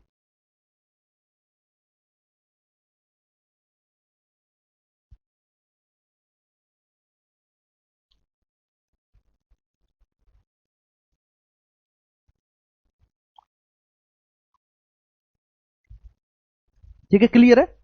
तो ये कहां पर जन्मा है? डेनमार्क में। और जन्म के समय इसके माता पिता में से कोई एक या फिर दोनों भारतीय हैं। तो बस क्या है कि 1 साल के भीतर, इसके जन्म के 1 साल के भीतर, मतलब जब तक ये 1 साल का नहीं हो पाए तब तक इंडियन एम्बेसी में चले जाएं और भारत की नागरिकता ले आए। सिंपल सी बात है। तो ये दूसरी कंडीशन है वंशक्रम से भारत की नागरिकता, वंशक्रम से। बताओ कितना सिंपल है ना? है कुछ इसमें? कुछ नहीं। वंशक्रम से क्या है बच्चे? वंशक्रम से भारत की नागरिकता। तो भारत से बाहर जन्मा भारतीयों का बच्चा, तो भारत से बाहर जन्मा बच्चा, बाहर जन्मा बच्चा,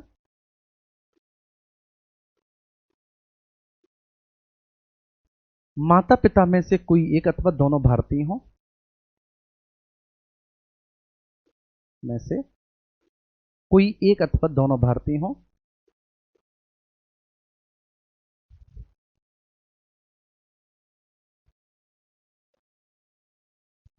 अथवा दोनों भारतीय हो,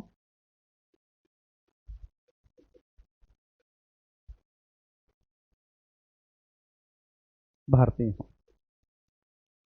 बात समझ में आ रही है? अब यहां पर 1992 में एक अमेंडमेंट हुआ, उसमें यह था कि अगर भारत से बच्चा कोई भी बाहर जन्म लेता है, ठीक है, डेनमार्क में, अमेरिका में, कहीं पे भी, अगर कोई भी बच्चा भारत से बाहर जन्म लेता है और उसकी माता भारतीय है लेकिन पिता अंग्रेज है या किसी और दूसरे देश का, अंग्रेज का मतलब अंग्रेज इसलिए कि आपको ये लग जाता है कि दूसरे देश का है, माता भारतीय है, पिता किसी दूसरे देश का है, बच्चा किसी दूसरे देश में जन्मा है तो उसे भारत की नागरिकता नहीं मिल सकती थी।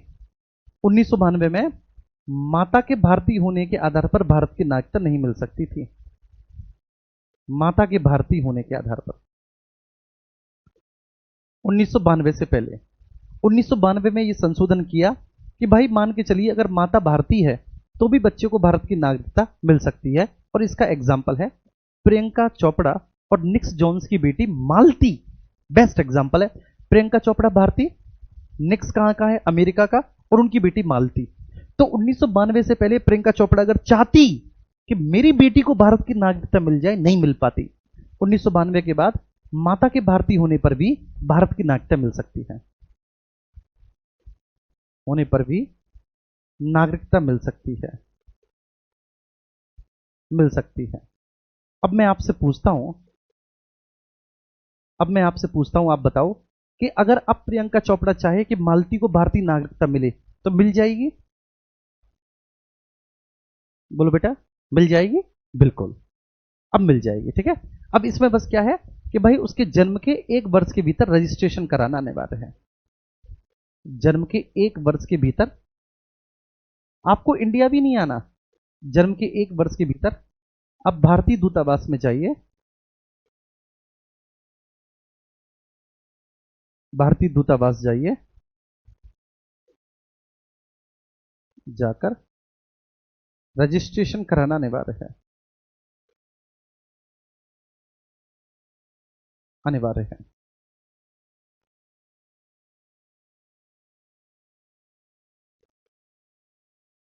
अनिवार्य है अगर आप चाहते हैं कि उस बच्चे को भारत की नागरिकता मिले। बात समझ में आ रही है? नागरिकता मिले तो वंशक्रम से। तीसरा आ जाते हैं मेरे प्यारे बच्चे जॉन निक, इस पर निक्स जोन्स पे आ जाते हैं हम। निक्स जोन्स पे, डोनाल्ड ट्रंप पे बाद में आएंगे, हटाओ इसे, डोनाल्ड ट्रंप। इस पे आ जाते हैं बच्चे हम, निक जोन्स पे। निक जोन्स मतलब क्या है बच्चे? ये किसी भारतीय का वैवाहिक संबंधी है, मतलब ये प्रियंका चोपड़ा का हस्बैंड है निक जोन्स। अरे बोलो ना बच्चे, हाँ या ना? हाँ। तो निक जोन्स क्या है? किसी भी भारतीय का वैवाहिक संबंधी है, मतलब ये प्रियंका चोपड़ा का हस्बैंड है, या ठीक है उसकी बेटी मालती। अगर मान के चलिए कि प्रियंका चोपड़ा 1 साल तक, प्रियंका का कोई प्लान नहीं था कि मेरी बेटी को भारत की नागरिकता मिले, 1 साल तक कोई प्लान नहीं था। 1 साल तक प्रियंका चाहती थी कि मेरी बेटी को यूएस की सिटीजनशिप मिले, लेकिन 1 साल बाद कुछ ऐसा हुआ प्रियंका चोपड़ा की जिंदगी में कि अब वो कहने लगी कि नहीं, मुझे तो भारत ही रहना है और मेरी बेटी को भारत की नागरिकता चाहिए। लेकिन अब यहां तो नहीं मिल पाएगी, क्योंकि यहां पर कंडीशन क्या थी कि आपको 1 वर्ष के भीतर जाना पड़ेगा इंडियन एम्बेसी नागरिकता लेने के लिए।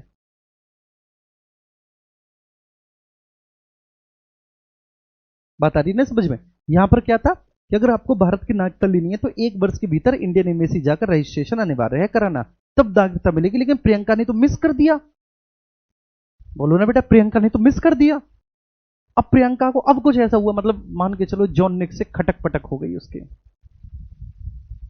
ठीक है, उसने भी कह दिया कि तुम जाओ, उसने भी कह दिया तुम जाओ।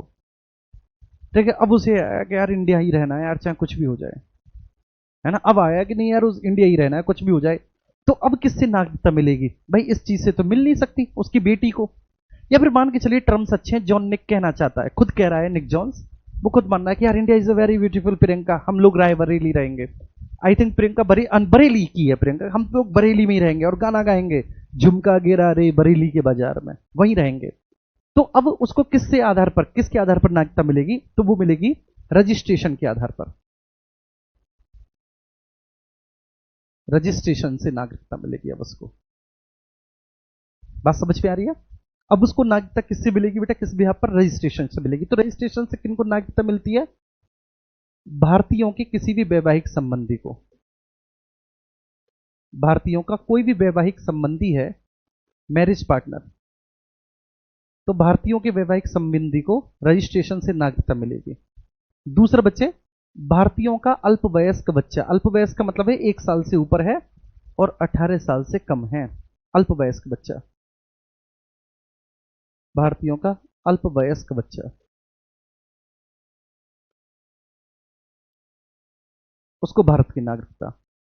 तीसरा बच्चे, ठीक है, कोई भी भारतीय मूल का व्यक्ति, भारतीय मूल का व्यक्ति का मतलब है बच्चे माता पिता दादा दादी कोई भारतीय रहे हो या वो भी कभी भारतीय रहा हो, या वो भी कभी भारतीय रहा हो लेकिन अब किसी दूसरे देश की नागरिकता ग्रहण कर ली है, तो ऐसी स्थिति में, बात समझ में आ रही है? तो ऐसी स्थिति में उसको भारत की नागरिकता मिल जाएगी।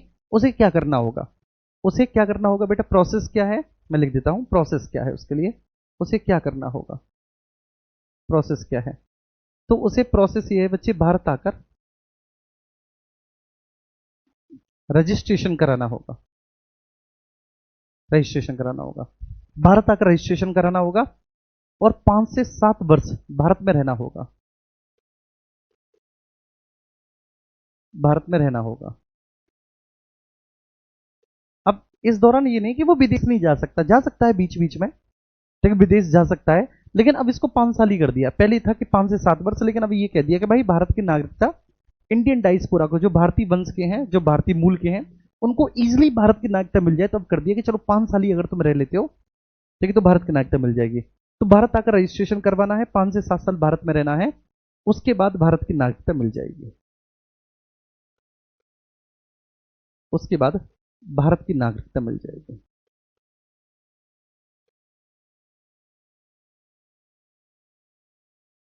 मिल जाएगी।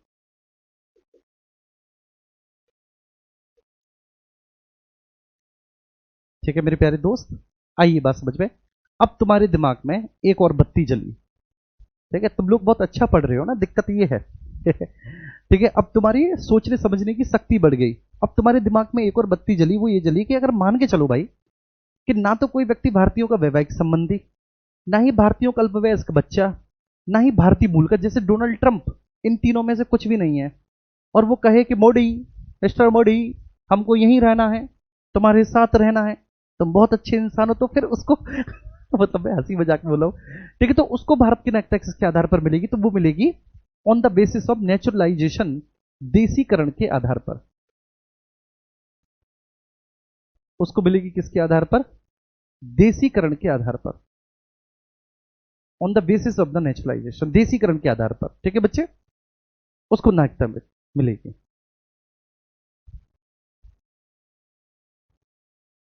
जी, ठीक है, देसीकरण के, अब देसीकरण के आधार पर जब उसको नागरिकता मिलेगी तो उसका प्रोसेस क्या है, आप प्रोसेस समझना चाहेंगे? मतलब मिलेगी किसको? तो मिलेगी किसी को, उसको बच्चे जो विशुद्ध रूप से विदेशी मूल का व्यक्ति हो, उसका भारत से कोई लेना देना नहीं, ना वो भारतीय मूल का ना कुछ, अगर वह विदेशी मूल का व्यक्ति है।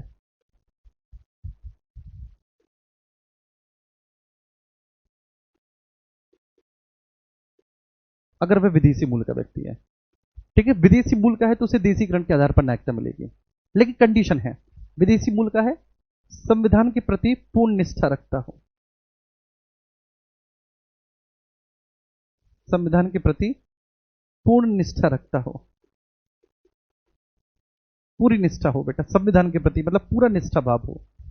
वो किसी ऐसे देश से ना हो जहां भारतीयों को देसीकरण के आधार पर नागरिकता ना दी जाती हो। वह किसी ऐसे देश से ना हो, वह किसी ऐसे देश से ना हो जहां भारतीयों को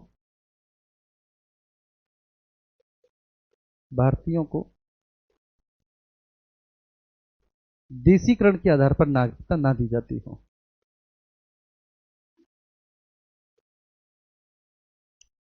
देसीकरण के आधार पर नागरिकता ना दी जाती हो,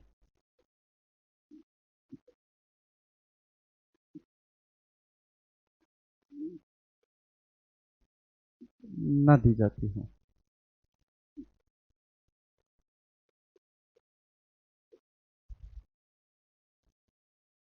दी जाती हो। ठीक है बच्चे,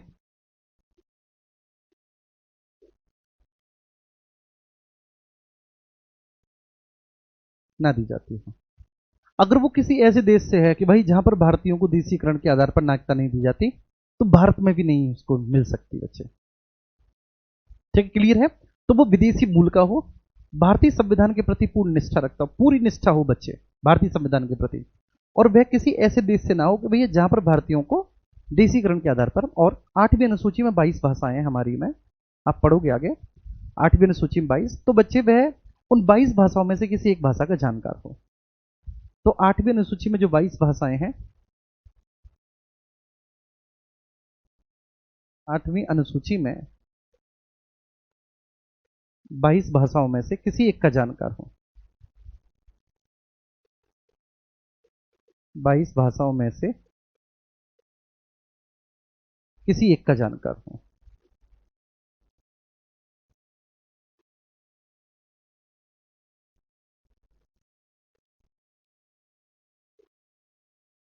जानकार हो। और आपको एक और बात बता दूं, इसमें अंग्रेजी नहीं है, 8वीं अनुसूची में।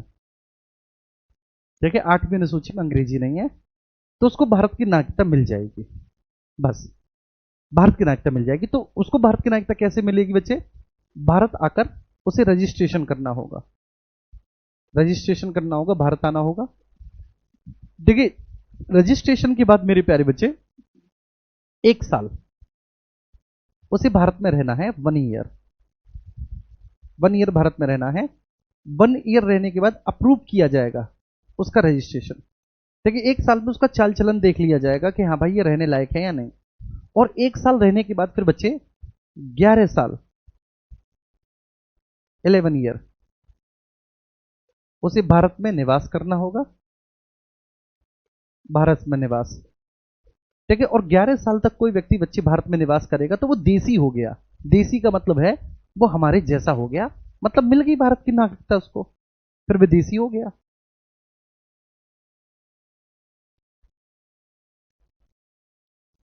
ठीक है, मिल गई उसको नागरिकता, सिंपल सी बात है। तो रजिस्ट्रेशन 1 साल उसे भारत में रहकर उसको अप्रूव्ड करेगा बच्चे वो। ठीक है, रजिस्ट्रेशन मतलब भारत आना होगा, भारत आकर उसे रजिस्ट्रेशन करना होगा। उसके बाद 1 साल उसको भारत में रहना होगा।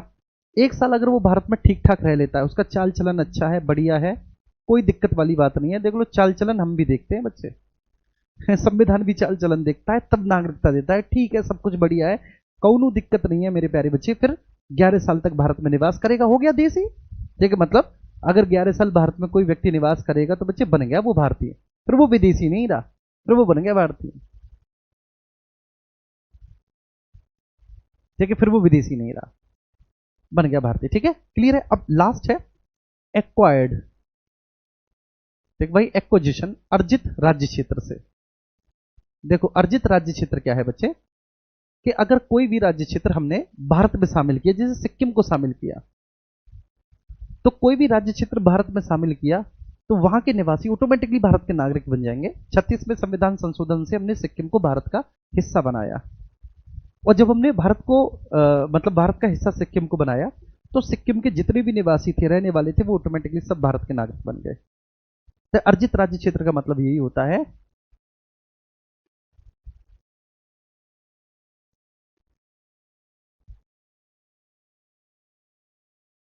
अर्जित राज्य क्षेत्र का मतलब यही होता है कि भाई किसी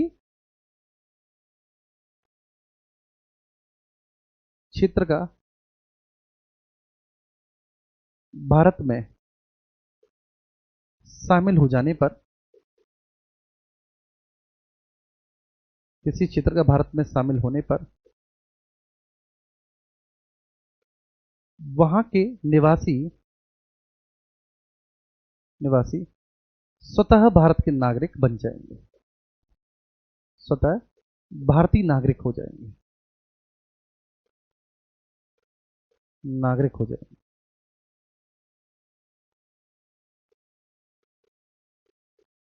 वहां के निवासी स्वतः भारतीय नागरिक हो जाएंगे, अर्जित क्षेत्र। ठीक है, सिंपल है। अब देख लो बच्चे, एक मैंने देखो, ये तो सिक्किम हो गया, ये सिक्किम का एग्जांपल, ये डोनाल्ड ट्रंप का एग्जांपल हो गया। ठीक है, ये हो गया निक जोन्स का। ठीक है, या प्रियंका की बेटी मालती, अगर वो 1 साल से बड़ी है, और 1 साल से बड़ी है वो अभी, मालती का हो गया। ये आरजब का हो गया, ठीक है, हमारे भतीजे का हो गया।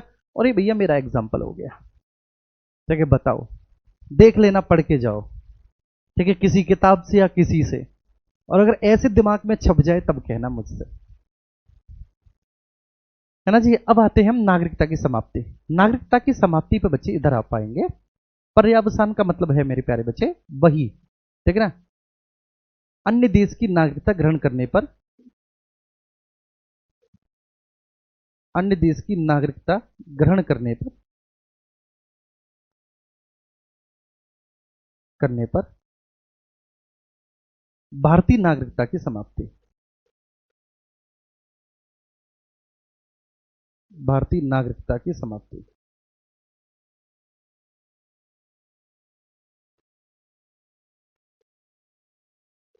ठीक है, अन्य देश की नागरिकता ग्रहण करने पर भारतीय नागरिकता की समाप्ति।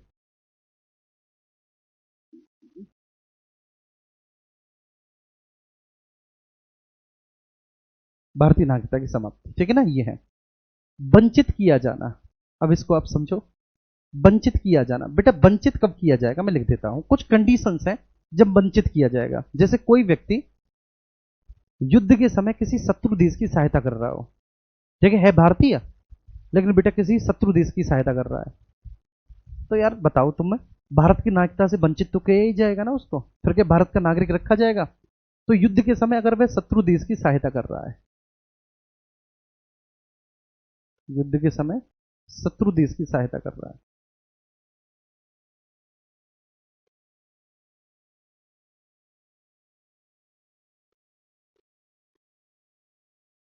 सहायता कर रहा है, तो फिर रहेगा भारत का नागरिक नहीं। अगर भाई युद्ध के समय किसी शत्रु देश की सहायता करेगा तो मारा जाएगा उसके धक्के मार के। युद्ध के समय अगर शत्रु देश की सहायता कर रहा है, निकाला जाएगा, भाग यहां से। शत्रु देश की सहायता कर रहा है, ठीक है ना, नंबर फर्स्ट बच्चे। दूसरा, अगर वे भारत विरोधी या देश विरोधी गतिविधियों में शामिल है, ऐसा है कि भाई देश विरोधी गतिविधियों में शामिल है वह, तो भारत से बाहर निकाला जाएगा। देश विरोधी गतिविधियों में शामिल है,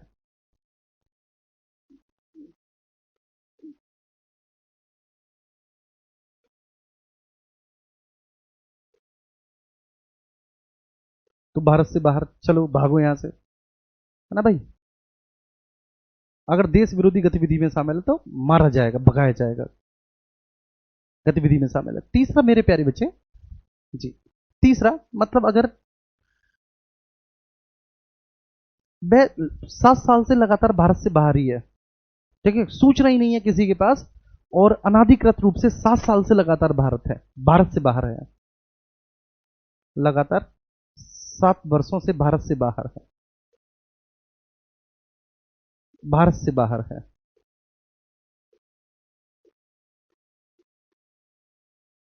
लगातार 7 सालों से भारत से बाहर है, सूचना ही नहीं बेटा, और भारत से बाहर है लगातार 7 सालों से, ठीक है ना,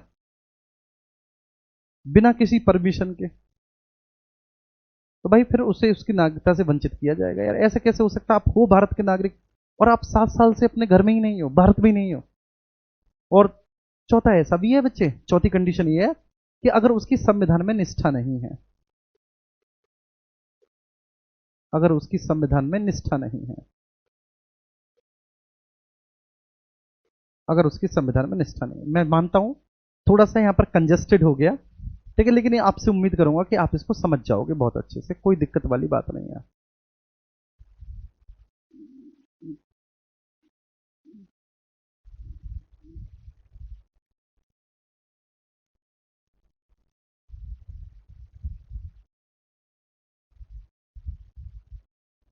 समझ जाओगे बेटा, ठीक है।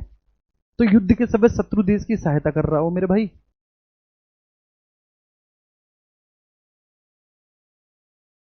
युद्ध के समय शत्रु देश की सहायता, देश विरोधी गतिविधियों में शामिल हो गए, है ना,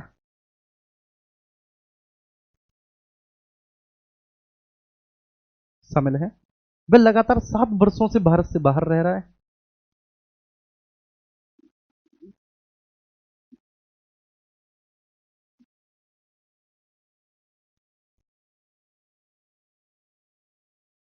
लगातार 7 वर्षों से भारत से बाहर रहा है, और उसके संविधान में किसी प्रकार की कोई निष्ठा नहीं है।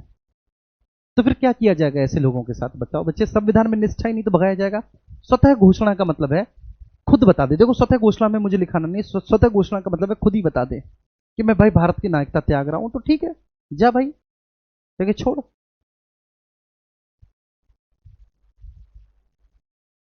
है ना, क्या करना तेरा फिर हमें।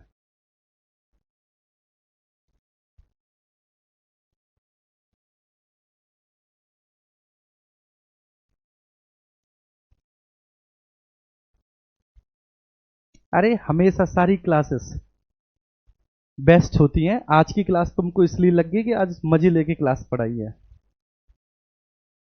ठीक है।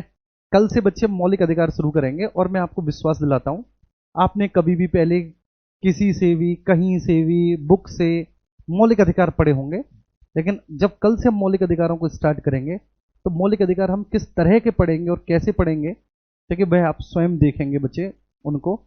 ये मेरा आपसे प्रॉमिस है। कुल मिलाकर ये खत्म हुआ, ठीक है। राइटिंग थोड़ा उल्टा सीधा होगा, इसके लिए मैं भैया पहले ही माफी मांग लेता हूं, ठीक है। बाकी का बहुत मजा आया, ठीक है। Thank you.